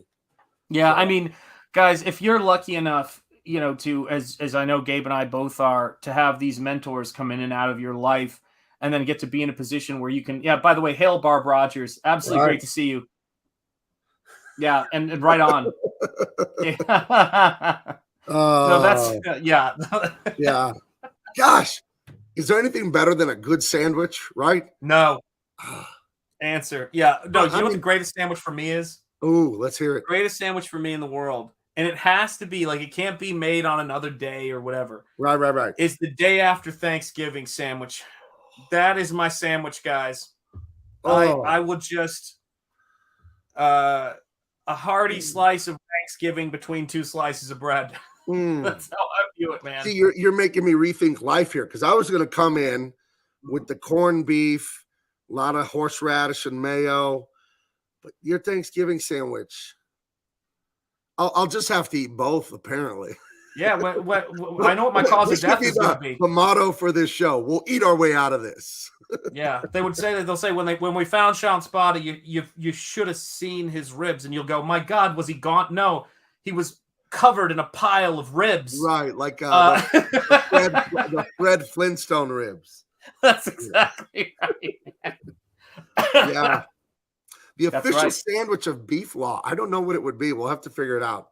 It's definitely manly. It's beef for sure. Doesn't mean it can't have other things though. Oh, we got to do that, man. We got to, let me. Oh yeah, the Reuben is a good one too, right, guys? Oh, that's beautiful, Gabe. Make yourself full screen on that. All right, here's page 1 actually of beef law. So you guys, first people to see beef law besides Shant and like my wife. Right on, man. So I'm going with a manga style here, and then there's going to be right here, like yeah, like curving up to him, like a big yell from him. So that's Max Volkov, forced to fight against his will. You know what I mean? Yeah, man. So, but again, this is that David Williams thing with the tiny foot in the background, the giant foot in the foreground, and it helps you capture time in movement. Because I always knew that we were supposed to do that when we draw, but when Dave explained that, he blew my mind. Yeah. Like I never heard anyone put it that way. Yeah. The big hand in the foreground is happening at a different moment. And I was like, oh my God, that's exactly it. You know, yeah, so Dave is like your Sean Connery in Rising Sun. Everything you do will reflect on me as your senpai. No, he's that, and he's also Sean Connery in Finding Forrester. You're the man now, dog. That's right, man. You know, but I mean, I'm telling you, right? You know, it's. I've been thinking about how we need to have Comicsgate is many things, guys. Yes, it's about subscribing to these channels and building our audience and entertaining you guys when you do all that stuff, backing these comic books. But I'd say 50% of it's about food, from what I can gather. You know, like at least 50% of it. You know, there's pie as an option there. You know, there's food for different channels, and I'm beginning to think that you know, this has got to be the beef, you know, channel right here. Right. You got a book called Beef Law. It's got to be about steak, man. My father. This is food related, like to the nth degree. My father, Abdullah Juma Atib. That's his real name. That's how you say my last name in Arabic, is Atib. It's not El Taib. That's a French consulate translating blah, blah, blah. It's Atib. A little bit of Mexican in there too, you know, in the translation. I like that. My father is a gourmet chef, for like almost 50 years now. My father does not know how to cook for 2, 3, 4 people. Doesn't make sense to him. Yeah. He will make enough food, like me and my brother and my other brother, me and my 2 brothers were at his house. He will literally make enough food for like 10 people. And my father's one of those people that can eat everything and not get fat. He's like 72 and he still has like biceps and traps and everything. He's just one of those high T guys with a lot of muscle, and he can just eat like a garbage disposal. And then he wants you to eat with him 4 plates of food, and he's not satisfied. So a typical meal with my dad will be like, you can have a chicken breast, 2 hamburgers, a baked potato, toast, roasted corn, and then we're having desserts, you know, and that's lunch. You know what I mean? And it's like, and it's. I'm a little less of a garbage disposal and more of a landfill game. I was a week at my dad's house, and I lift weights, and I really try to watch what I eat, you know, and I just give up when I go to my dad's house because I think it'll hurt his feelings. So we're having breakfast. It's, you want 2, 3, 4 waffles. You want a half a pack of bacon. But he's Muslim, so it's the turkey bacon or whatever. I don't like it. Yeah. But and then it's 4 egg omelet with 4 ounces of cheese and onions and jalapenos. Then you got to have a pile of toast and coffee, and it's just like. And the only thing about my dad forcing me to eat like livestock, the only way through it is that he's a gourmet chef and everything he makes is delicious. Right, so you're overeating, but it's like you're at a 4-star hotel every meal. Yeah. So that's what I had to go through this last week at my dad's house. Listen, you know, as the great Adam Hughes once said, that's your bear to cross. And I'll tell you, guys, you know, if there's a meal that I could eat, and this is why I would go to the Waffle House with my friends, by the way. This is where the whole waffleage thing comes from. I can eat breakfast any time of day. Like if I don't know what to get and I'm at a place that serves breakfast 24 hours a day, I can do breakfast. It's one of my favorite things, man. So yeah, if my channel had a food for it, mine would be breakfast anytime. Now wait, be it. Controversy here. I love breakfast, like you. Might be one of my favorite things. Yep. Pancake, waffle, or French toast. You have to pick one. French toast for me. Sorry, man. I don't know if that gets in the way, people, but I used to eat French. Like, listen. Okay, again, all 3 are on the table, Gabe. Gotta understand. And because I'm a waffle guy, but if somebody knows what they're doing with all 3 of those, it can change the game, man. Do you know what I mean? Right. Because I'm guessing you cook. Do you cook all 3? I imagine you can. Do you cook all 3 of those, or know how to? I'd imagine. Do I know how to make all 3? French toast? Yeah. Absolutely. You must have your own spin on each of them, right? Well, and here's for toppings. I'm a purist. Like only maple syrup and butter. Don't you be putting blueberries, chocolate chips, whipped cream, strawberry. Give me my real maple syrup. Like the $30 a gallon little jug, the good stuff, and some real. Yeah. And then I'm a butter weirdo where I want like a stick of butter per pancake. Yes. Like basically, pancakes is a butter delivery system. That's what I eat pancakes for. Yeah. Right on, man. So I love breakfast so much, man. It's like, and then you got to get your coffee so hot it's ridiculous. You know what I mean? The older you get, the hotter you can drink it. It's really true. Exactly right. know? Strip the paint off your teeth. I'm very hungry. I know. So am I. I'm catching before dinner. My dad made me a bacon onion omelet yesterday, and and then I left and I drove here 1,000 miles. I drove for 16 hours, and I stopped at a gas station and had like a chicken salad croissant. Yeah, I gotta treat myself better sometimes, man. That was a disgrace. That sandwich, it did make me sick. So, but I barely ate yesterday, and I barely ate today. So this is why we're just now focusing on food. The Starship Troopers portion of the show is now over. This is all food. All food from here on out. Let me say this, guys. Let me say this, and this is the honest to God truth, man. If we get together, when people say, you don't understand. My dad won't stop feeding people, and he can eat like a shark. He's all, "What? You don't want more?" And then he gets his feelings hurt, so you have to eat. And we laugh about it, but like he'll make steak and chicken and burgers all at once on the grill and expect you to eat some of each of the three. Yeah. The thing about Gabe's dad's eyes, he's got black eyes like a doll's eyes. Don't seem to be living till he bites into a pancake and the syrup and the holler and like I love. But I gotta tell you guys this. My other rule of thumb is when I'm out and if we get together and we do our Comicsgate conventions and we do conventions on either side. When we go out, if we're having breakfast, if we get up in the morning and say, "Hey, let's meet for breakfast, guys," I'm down with having some of everything with you guys. Right. You know what? What are we having is a literal, what are we having? Let's do it. You know what I'm saying? Yeah. Let's have a party. Breakfast is undefeated. Undefeated. Yeah, it is. Yeah. It absolutely is. Oh, I wanted to show you this video I made because I thought it was very funny. Let me share this. I made this and then I took a clip and posted it online. And excuse me, I had to burp there. Let's see. Where is it? Okay, here it is. This is funny to me. Threaten me. Physically threaten me. Dean Cain, American heartthrob, Superman to millions. He's patriotic, smart, kind, and very generous. Maybe too generous. He's recently made friends with Gabe El-Taib, co-creator of the amazing new comic, Truth, Justice, American Way. Dean has put his full-throated support behind this book. Or has he? Okay, this is the last thing, and I will get you the heck out of here.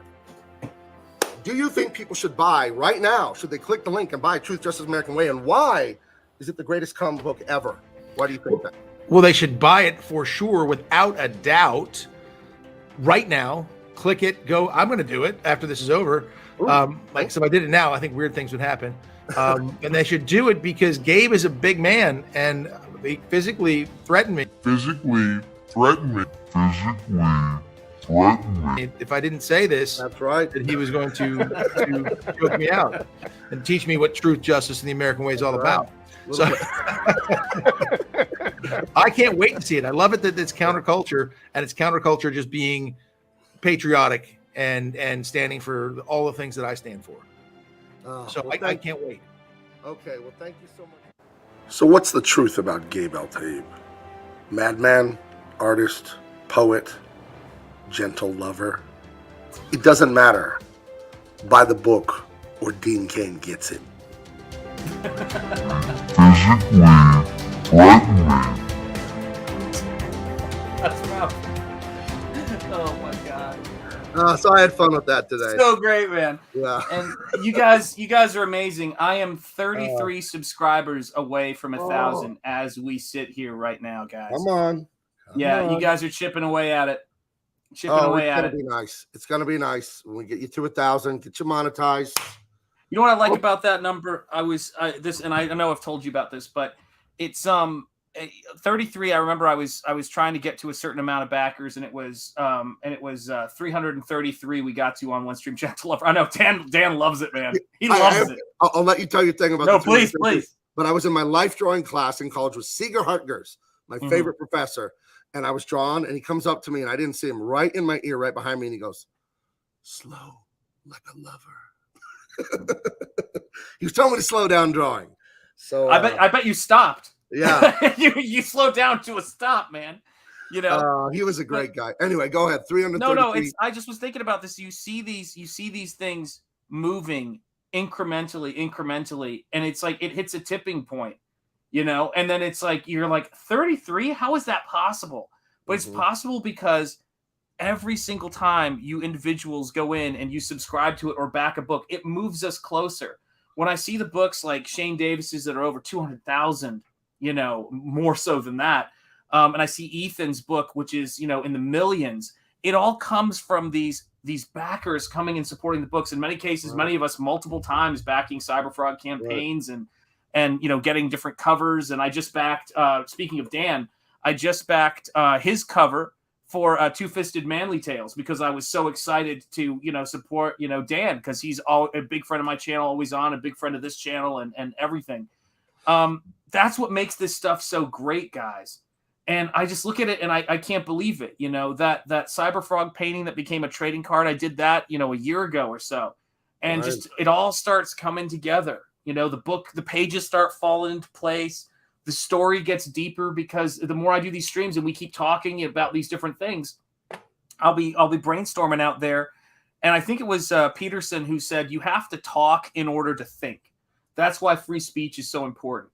And I like to think that Comicsgate has an advantage in terms of creativity over almost any other place out there because we allow for people to speak their thoughts freely without the stress of making sure everyone agrees with you. We're not all having to do the same comic book with the same characters and then having to call that like you've got diversity in your book. We've actually got projects, whether it's Narwhal's Nosferatu, whether it's B-Flaw, whether it's Truth, Justice, American Way, all of these books, Cyberfrog, Graveyard Shift, Godlike, you just go Roach Balls by Rich Ayala, my Rhode Island brother. These guys, we are creating some of the coolest stuff ever. And of course, one of my favorites, The Lucent by the amazing Michael Bancroft, who is such an amazing and important person in Comicsgate and someone I care about a lot, a good friend, and Rob Arnold with The Replicator. And it's like I look at all of this stuff that we're doing, and Eric Weathers with you know Battle Brick Road, one of my favorite titled books of all time. Where's my? Hold on a second, guys, real quick. I put this up with my bandana. Battle Brick Road, you know, and the stuff that Clint Stoker's doing when he's launching Dracula. There are all of these great books that are coming, guys. Inglorious Rex by Shane Davis, and just Black Flag, all of it. It's great. Aaron Lopresti told me he got the printer proofs for Wraith the God. Oh, I can't wait to get that book. And he said my colors looked great, so I was very happy. Very happy. So yeah, that's a badass looking book too. You're right, man. Just you have to be able to talk to be able to think, because if you can think it and say it, you can attempt it. And it's no coincidence that Western culture blossomed in America, because the most important thing for our culture that we stressed over every other culture was freedom of speech, which is freedom of thought. And absolutely right. That's why the airplane is from here, and the space shuttle is from here, and the internet is from here, and jazz and rock and roll and comic books are an original American art form. They came from here first. And, you know, I've talked to people, I have foreign family and stuff, and there's a little bit of haterade sometimes, like, you know, it's like, but that's what you get when you have a country that believes in freedom of thought. And that's why it was so important for me and Sean to walk away from that gulag at the university system where you were teaching and they were just zipping your mouth, Sean, and telling you to zip all the white kids' mouths. And why I had to leave DC Comics when they told me, hey, Gabe, you want to make some comics that tell white people they're bigots, and we could tell gay and black people they're victims and ruin their lives and discourage them. And I'm like, do that crap by yourself. I'm not doing that with you, because I believe in liberty and freedom and making the best. I mean, look how, come on, guys. I've never had more fun making comics. Look at that slobber knocker right there. That's right. This is all, Ethan was showing like weird Batman. See, I'm not cussing anymore. Weird Batman stuff where he was on a bridge. He was on a bridge just crying. Yeah. My guys, I guarantee you, my guy, the only people crying in my book will be the mother of this guy at his funeral if he dies, okay? And that'll be justified. It's all about violence and excitement and anger and heroism. And I mean, just Look at their two faces just screaming at each other. The psycho eye that he has there, right? Yep. This is what we're trying to do, is to make inspiring heroic stuff. Or in Gabe's book, it will be because they're cutting onions and making a delicious steak. I mean, a steak, when you see this drawing, you're going to bite the book. There, I said it, because it's beef law. That's right. That's right. But I want to say, before we get to that super chat, and we want to make sure we get to that super chat there, is Dan Lawless, of all the books I'm really excited to get, and there's many, First Man 2 Learning Curve is up there because Andy Smith did the cover of my first professional job. And when I was talking to him about getting his mic set up better for Comicsgate Kings, I spent some time helping him with that. I would have done it for free, but he said, "What's your address? I'm sending you some comic books." And he sent me some books from another campaign I didn't have. Class act, great guy. Back First Man 2 if you haven't yet. Andy Smith is a terrific guy. Oh, you're muted, Gabe. You're muted. I muted myself because I opened my YouTube channel. I didn't want the music playing. Oh, gotcha. But yeah, I was trying to get a picture of Barb Rogers' little sticker here. She sent me a dancing fox. Oh, and, nice. Thank you very much, Barb, for the dancing fox. But yeah, so I agree with you about Andy. He is a superhero artist for sure. Mm-hmm. You know, if he was in the mainstream and I was an editor, I put the guy right on Avengers or Justice League. He's in that proud tradition of the perfect, you know, aesthetic and all that stuff. You know, me is the example here, right? Of course. But yeah, but yeah, we love Andy, and I think he's fantastic. He had me on his show, and he was really fun. Him and his buddy, I forgot the guy's name. They interviewed me, and I think Andy was one of the first guys I ever interviewed on my channel. Oh yeah, that's right. I think I remember that. I've got to get Andy on my channel at some point. We keep talking about it, but I think maybe when I get First Man 2, it'll be perfect. But I introduced myself by I made a video on my channel a while back where I talked about you know, getting my first book mailed to me at college, my first pro job, and a kind of rough experience that happened with showing it to some upperclassmen. And I said, and now here I am. You know, I know Andy Smith, this creator that you know had a huge impact on my work. You know, when I was younger, and you know, we're just doing what we do, and everything goes. You really get a sense of you know, just there's a lot of really good things. You know, if you're in Comicsgate, you very quickly get the sense of being helped by hidden hands, and that's as fair as I can say it. Right, you know, it's a beautiful thing. I don't disagree at all, my friend. I see a lot of. At least for me personally, the way I looked at it was, hold on, I want to add this to the stream. There you go. I wanted to show the sticker you paid $5 for. I had to take a screenshot and pull it over because you spent your money. Very generous. Right. Thank you very much. Want to make sure people saw it. Yeah, and hail Admiral. That's a punching fox. Is a fox in Japanese kitsune? Is that how you say that? Don't ask me, man. That's above my pay grade. I just figured you were a nerd and you'd know something like that. Well, the nerd part is true. You know, that part you got. Is it Revenge of the Nerds, or is it Porky's, or one of those old comedies where the girl turns to the guy and goes, "You're that nerd"? Like, I forgot what movie that is, but I love. Or is it My Youth? I can't remember what it was from. That's one. You know, working in this business, it's like a lot of. I don't want to say on the spectrum. I want to be as respectful as possible. A lot of interesting characters in comic books. Let's just say it that way. A lot of the writers and artists are not similar to me. I am a person that is very much an athlete, jock type of guy that loves draw. I don't have that same personality as so many like nerdy artist guys. So a lot of that stuff that's like super, I don't know, like overly dissecting how the teleporter works in Star Trek. I do not get stuff like that. And I don't mind it. I don't get it. You know what I mean? Yeah. Agreed. Oh. Not all nerds look the same. Well, they look the same to me, nerd. Shove you. Not all nerds wear capes. No. Oh, Jay Lee coming in late. Better late than never. Was it Revenge of the Nerds? Okay. I would listen to what do you got? Oh, right.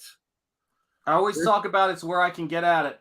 This is James Z. Lee, Jay Lee from the chat. Right. His book, The Steins, right here. I have it right on my bookshelf directly in front of me.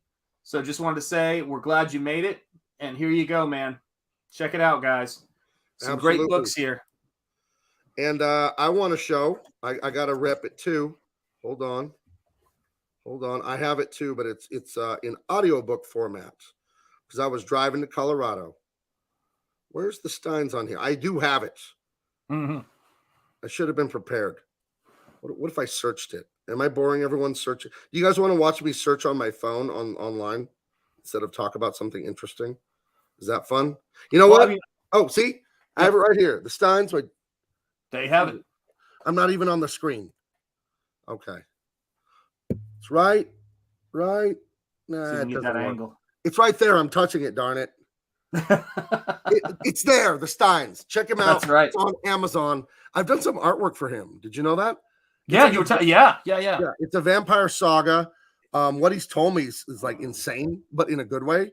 You know, Jay's been known to send me some cool stuff behind the scenes. Really? I dig that about Comicsgate, man. You know, it's like people send you cool stuff and go, you can't show this to anybody, and you're like, well, James, I'm going to show it to him anyway. Here's some artwork I did for him right here for the Steins. He illustrated this, and then I colored it for him. Oh, beautiful, man. Yeah, beautiful. Yeah. And it's U.S. Comics, right? Right on. Yeah. So I was involved with the Steins before it was cool. That's right. I'm not going to show the third one because I don't think he's shown anyone that yet. So don't look at the bottom of the image there. Never mind. Hail real Sean Kreml. Yeah. Kreml, it's good to see you, man. Absolutely. Yeah, guys. I mean, like this is it, you know, and you guys know this. Oh, too zoomed in. Ooh, good work. I know. I was like, you know, good work. You know, it's like this, guys. There's so many YouTube channels and so many things. And howdy to you, my friend. There's so many great things out there that are worth checking out that will take you away from all of the madness. There's a guy I follow. Some of you guys probably even follow him, who's got a YouTube channel. I think he's out of Minnesota, who's got a YouTube channel called Matt's Rad Show. And this dude goes to old car shows or rat rod car shows. That's one of his big things. He went to the Nosferatu castle in Slovakia because his wife spent some time there. And, you know, you just get inspiration, man. You're talking with all these people about all this cool stuff. I love to watch channels about woodworking or, you know, all kinds of different things and so much inspiration. Yeah, I love car shows, man. And I can't help but feel like I'm very fortunate to be in a place where we basically feed off of inspiration here. We feed off of positivity. Oh, yeah. You know, there's the rule of cool, which is absolutely true, you know, and it's also just the way that we share the things we're enthusiastic about. And I think that's oxygen for all of us. It's oxygen for the spirit. And it's oxygen for all of it. There's so many books I check out because people say, have you seen this book? You know, and Starship Troopers, Gabe and I are just like, all right, cool. We'll have to check that book out. Like, done. Put it on the list. Right. And when you guys ask me questions, I had the craziest thing happen on my stream when you were in Colorado is one of the folks in the chat said when I was eating 7 meals worth of food a day in Colorado, get it right or pay the price. Hashtag living your best life. That's what I say. But they were talking about, you know, oh, hey, Sean, I'd love to see you illustrate some Burroughs work. And I thought, you know, oh yeah, I think I've illustrated some Burroughs work. I couldn't remember. And they go like Carson of Venus, which is one of Edgar Rice Burroughs' books, like John Carter of Mars. Right. And I suddenly realized, I was like, oh my gosh, this is the crazy overlap that you can't explain. Right. I realized all of a sudden I was like, I've done 2 illustrations for fun, just totally recreationally, of Carson of Venus. I'm going to share them with you right now and see if that comes up. These are the paintings that I did for Carson of Venus. And I did these in 2009, I think it was. And it was so surreal when somebody goes, oh, hey, have you done anything in that, you know, in that, you know, with your work like that? And I was like, yes. It's because people really get your work. You know, people really understand. And yes, by the way, Admiral Wackus, we did talk about the shower scene. It was not controversial. Everybody came down on about the same side of it in terms of, one, the practicality, but also in terms of the well done, you know. Right. I'm just saying it wouldn't have worked in real life. You know, absolutely, man. It's fading away in the chat as the chat keeps going and going. So I want to say this really quick. Jay Lee with the Steins, his vampire book. We'll get right back to. Yes, please. No. Let's do that. I want to focus on that. Just for a second. He says, but here's full update. Book 3 is in editing. So we should have it back in a couple days to do rewrites. And I'm drawing the wraparound cover for novel 3, which I'll be sending to Gabe. There's an E at the end of my name to color. I get my name autocorrected so much. I've gotten so many emails that say Gabe on them, because the phone just switches. Mine all say Shanty. Oh my, I didn't. Yeah, jeez. And Pedro Ang to finish an animation for it, and then do a 30-day sign up, and then launch a comic campaign.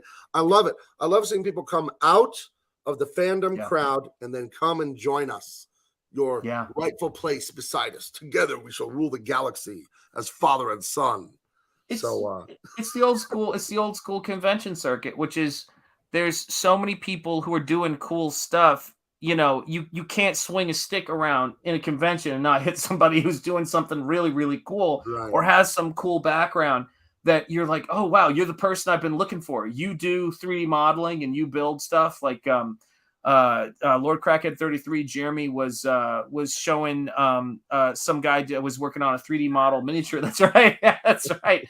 No, my bedroom name is Shotzi. No, but this is what was the genie on Pee-wee's Playhouse? Jambi. Oh God, what was his name? It was Jambi. It was Mecha Lecca High, Mecha Heiny Ho. That's right. That's right. That's your name, Jambi. Yeah, Jambi. That's what it is, guys. That's right. I should have Pierre in a little box here. Wait, what? Or was Jambi the robot that played music? Listen, I got to tell you something. I was 7 or 8. I'm certain I didn't do drugs watching that show, but I feel like I did when I watched that show. Right.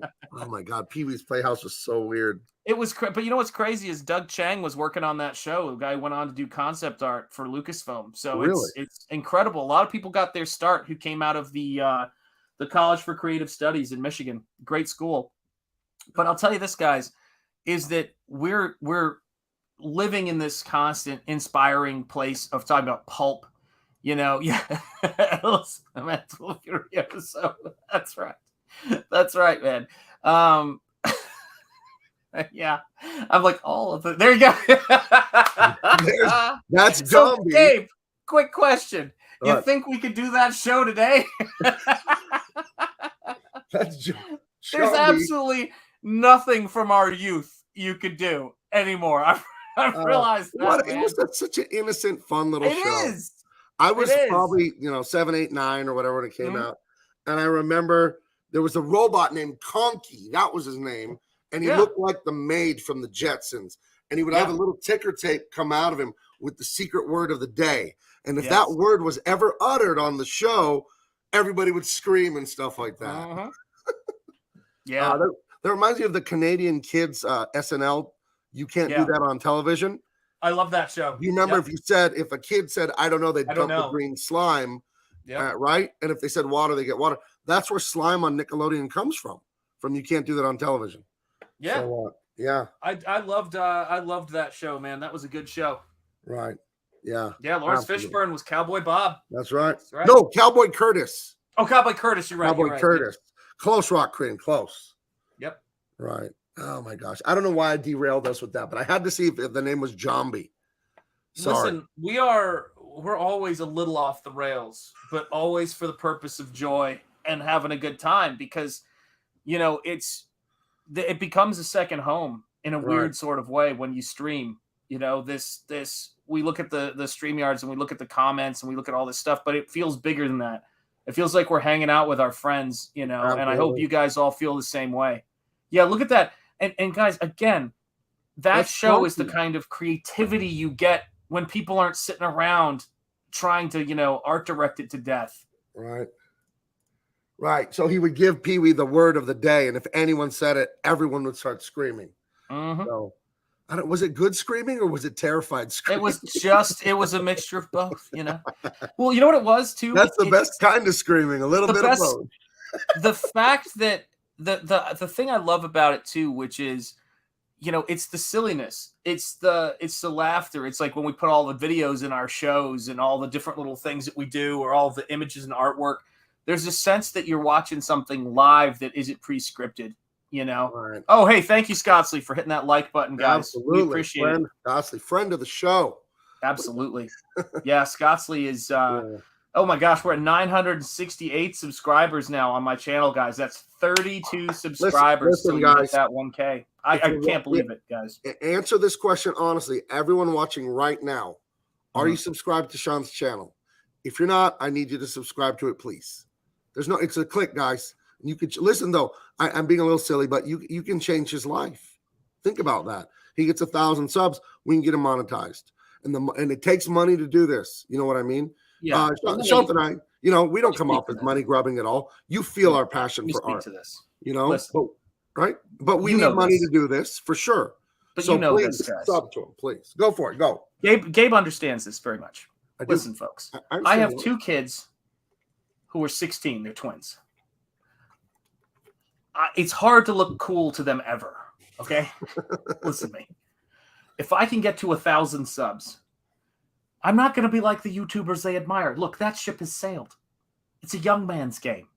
But I might just be able to have them come up, give me a hug and a half smile. And at the end of the day, guys, that's what it's about for us. But no, I mean, listen, guys, my appreciation for you guys and for what we're doing here, I can't overstate it.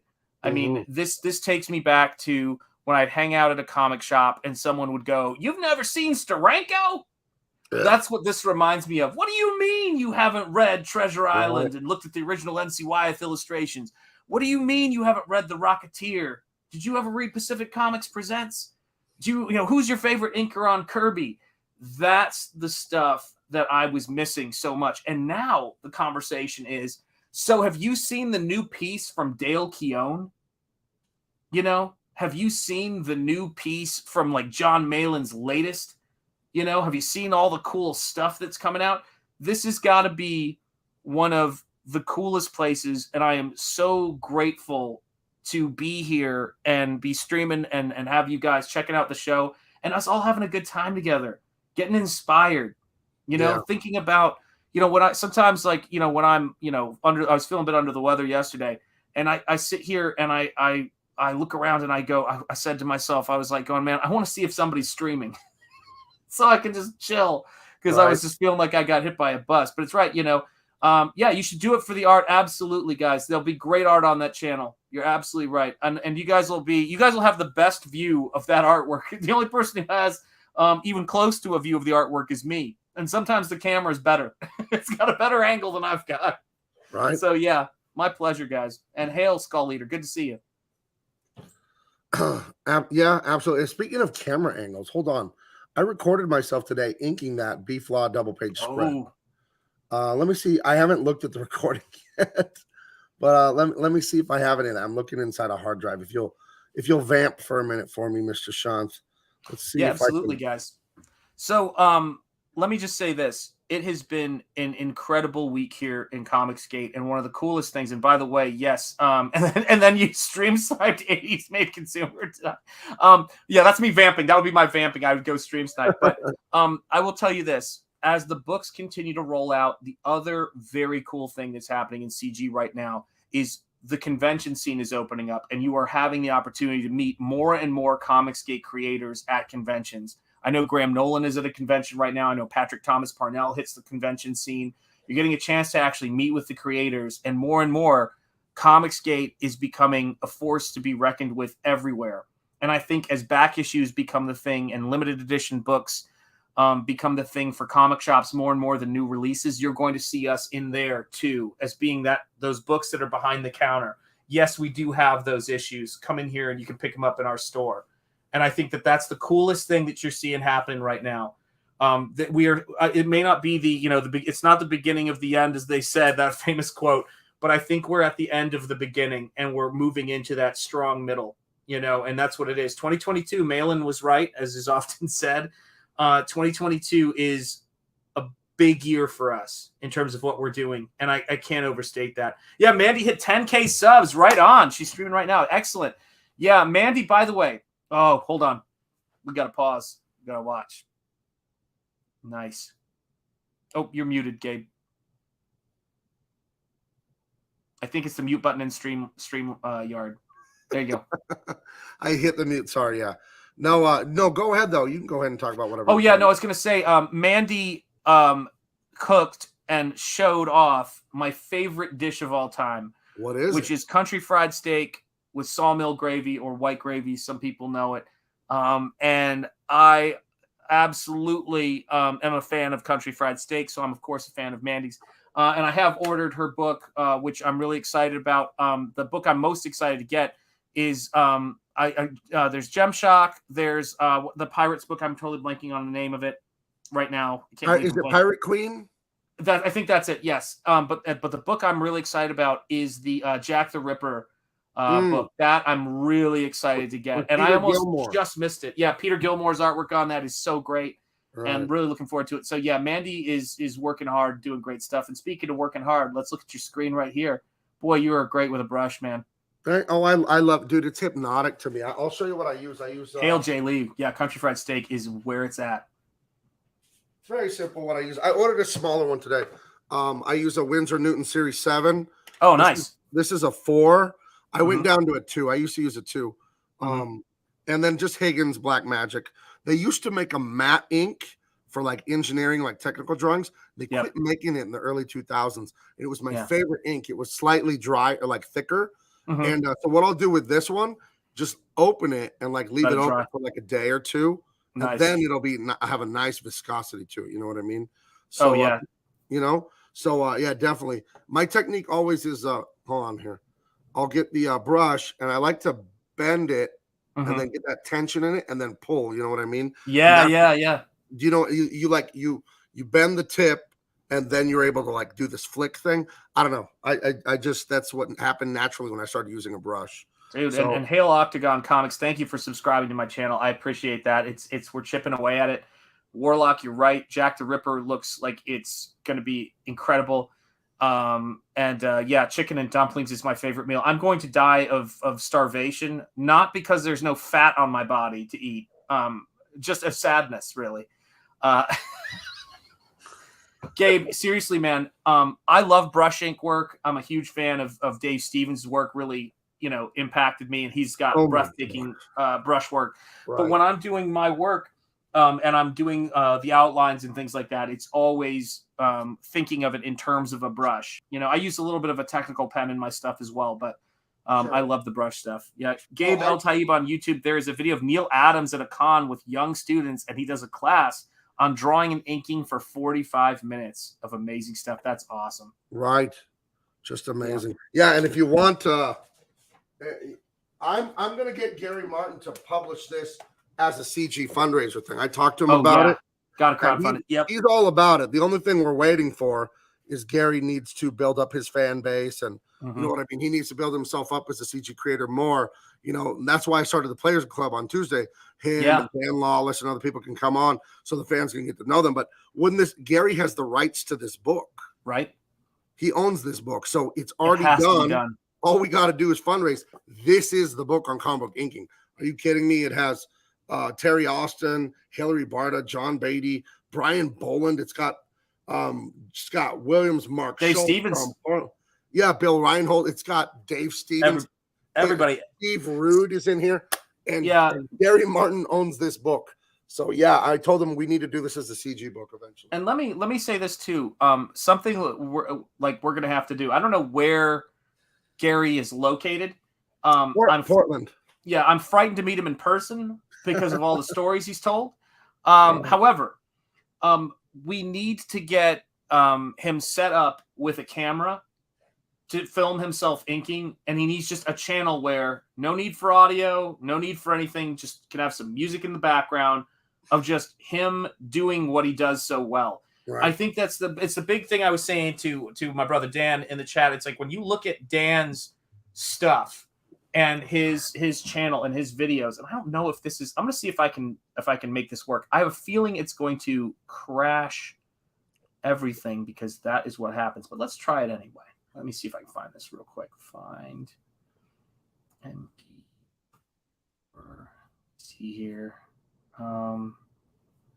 Okay, hang on a second. I move at the speed of stop here, so let's see here. Find this. Let me see if I can track this down. Oh, wait, is this it? Oh, wait, hold on. Here it is. All right. Oh, is your audio going or not? You're not talking, right? I'm here. Okay. I'm here. Okay, just making sure. All right, let me see if I can make this happen. Share. I'm going to try video file, and then we're going to try. And I'll there wait till we I go. see it pop up at the bottom. What are we looking for here? Who's in a video? I'm right here. Check this out. This, just for those of you guys who do not know Dan, this is who we're talking about. And he's got a YouTube channel. Okay, yeah, we need you to sub to Dan. We'll get the link. We'll get the link for a second. This is Dan drawing probably on an iPad or This in is Dan at Photoshop. work, guys. And speaking of Andy Smith's First Man, that's what he's working on. Right.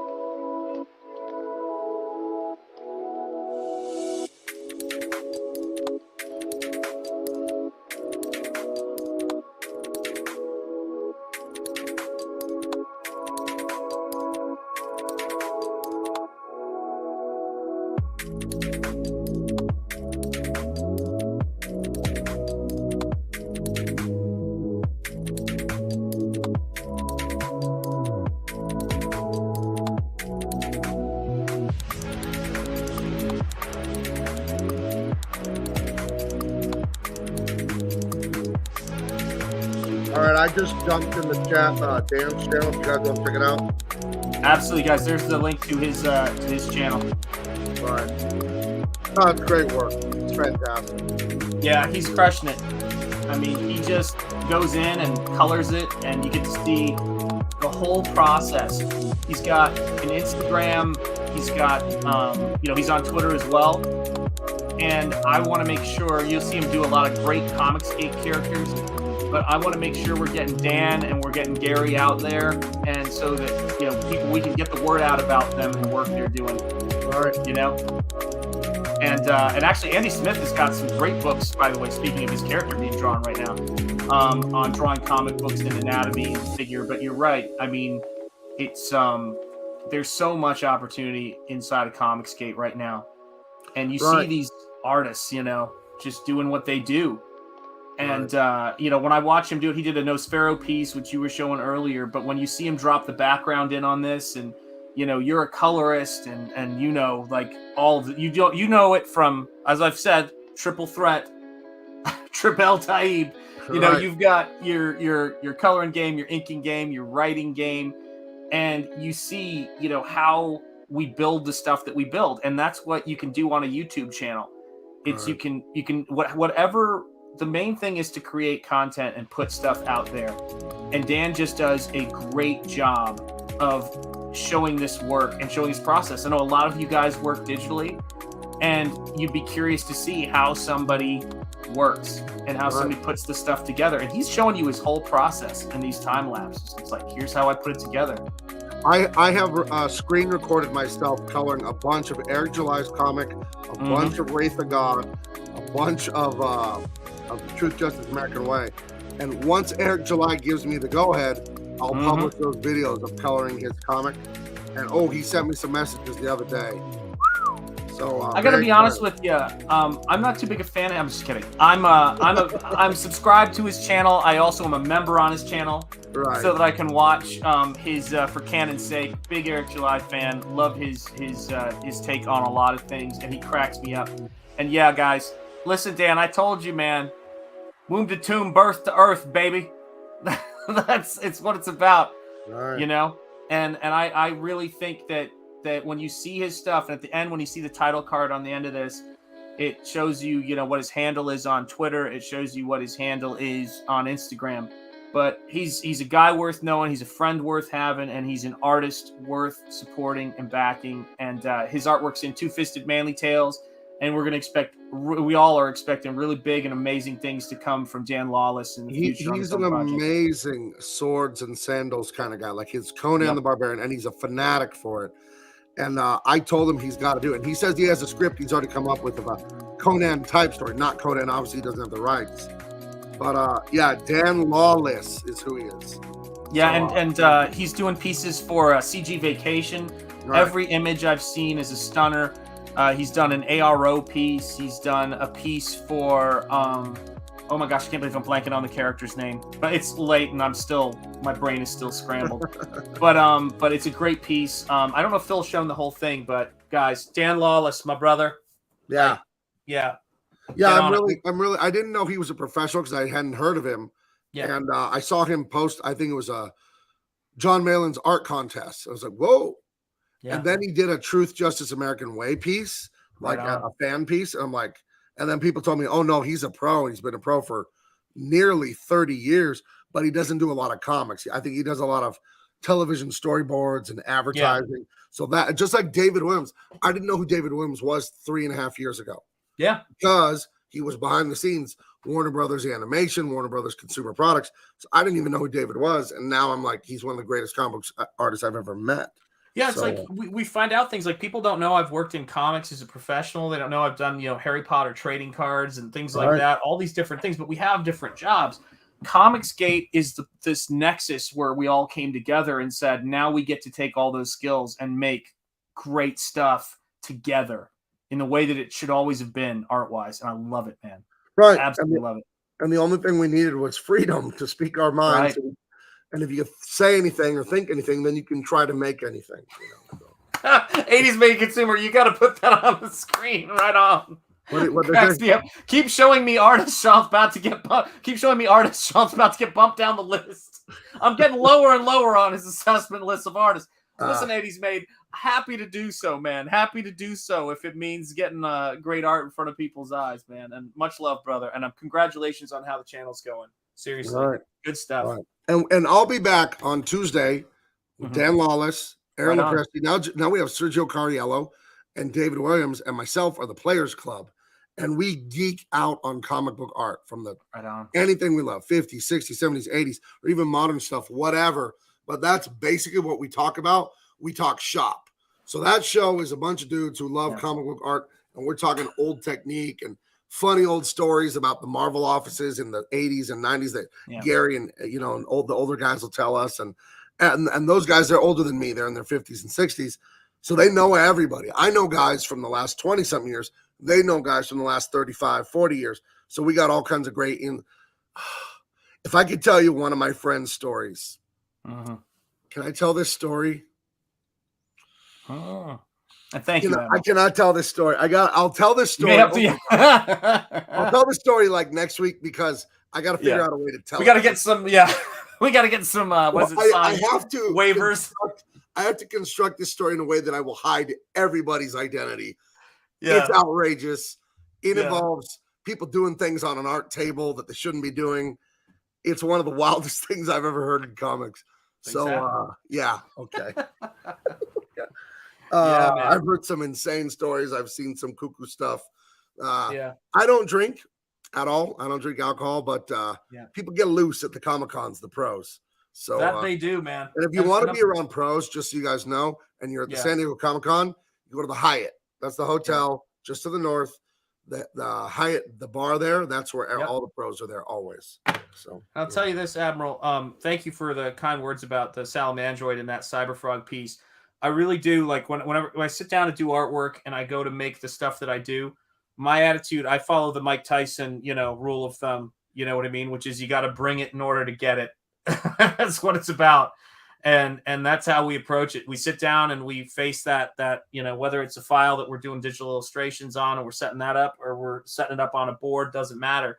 You face it forthrightly and you confront it with all the skills you can bring to bear. That's all it's about.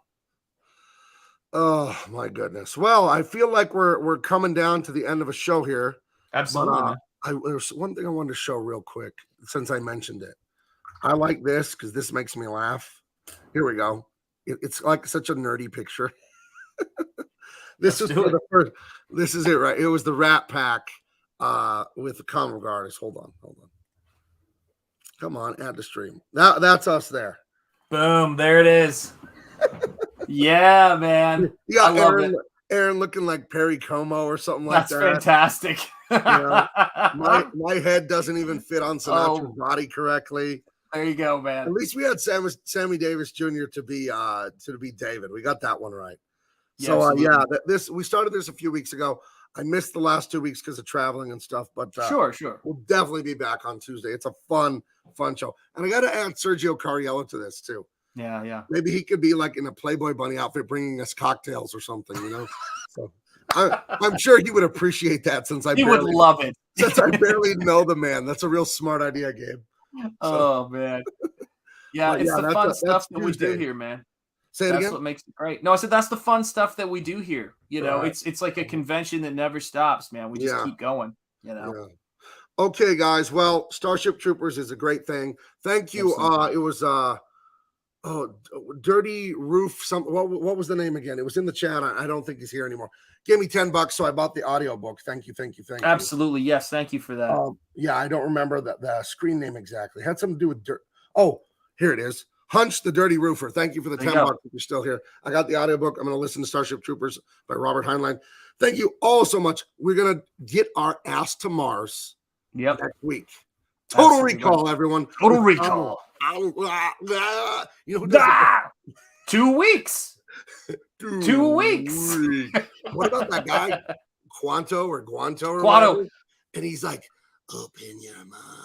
If you're telling me that when we had kids, young kids, that I took my daughter's baby doll and stuck it into a button-down shirt and chased my wife around the house, that's a damn lie, Gabe. That's a damn lie.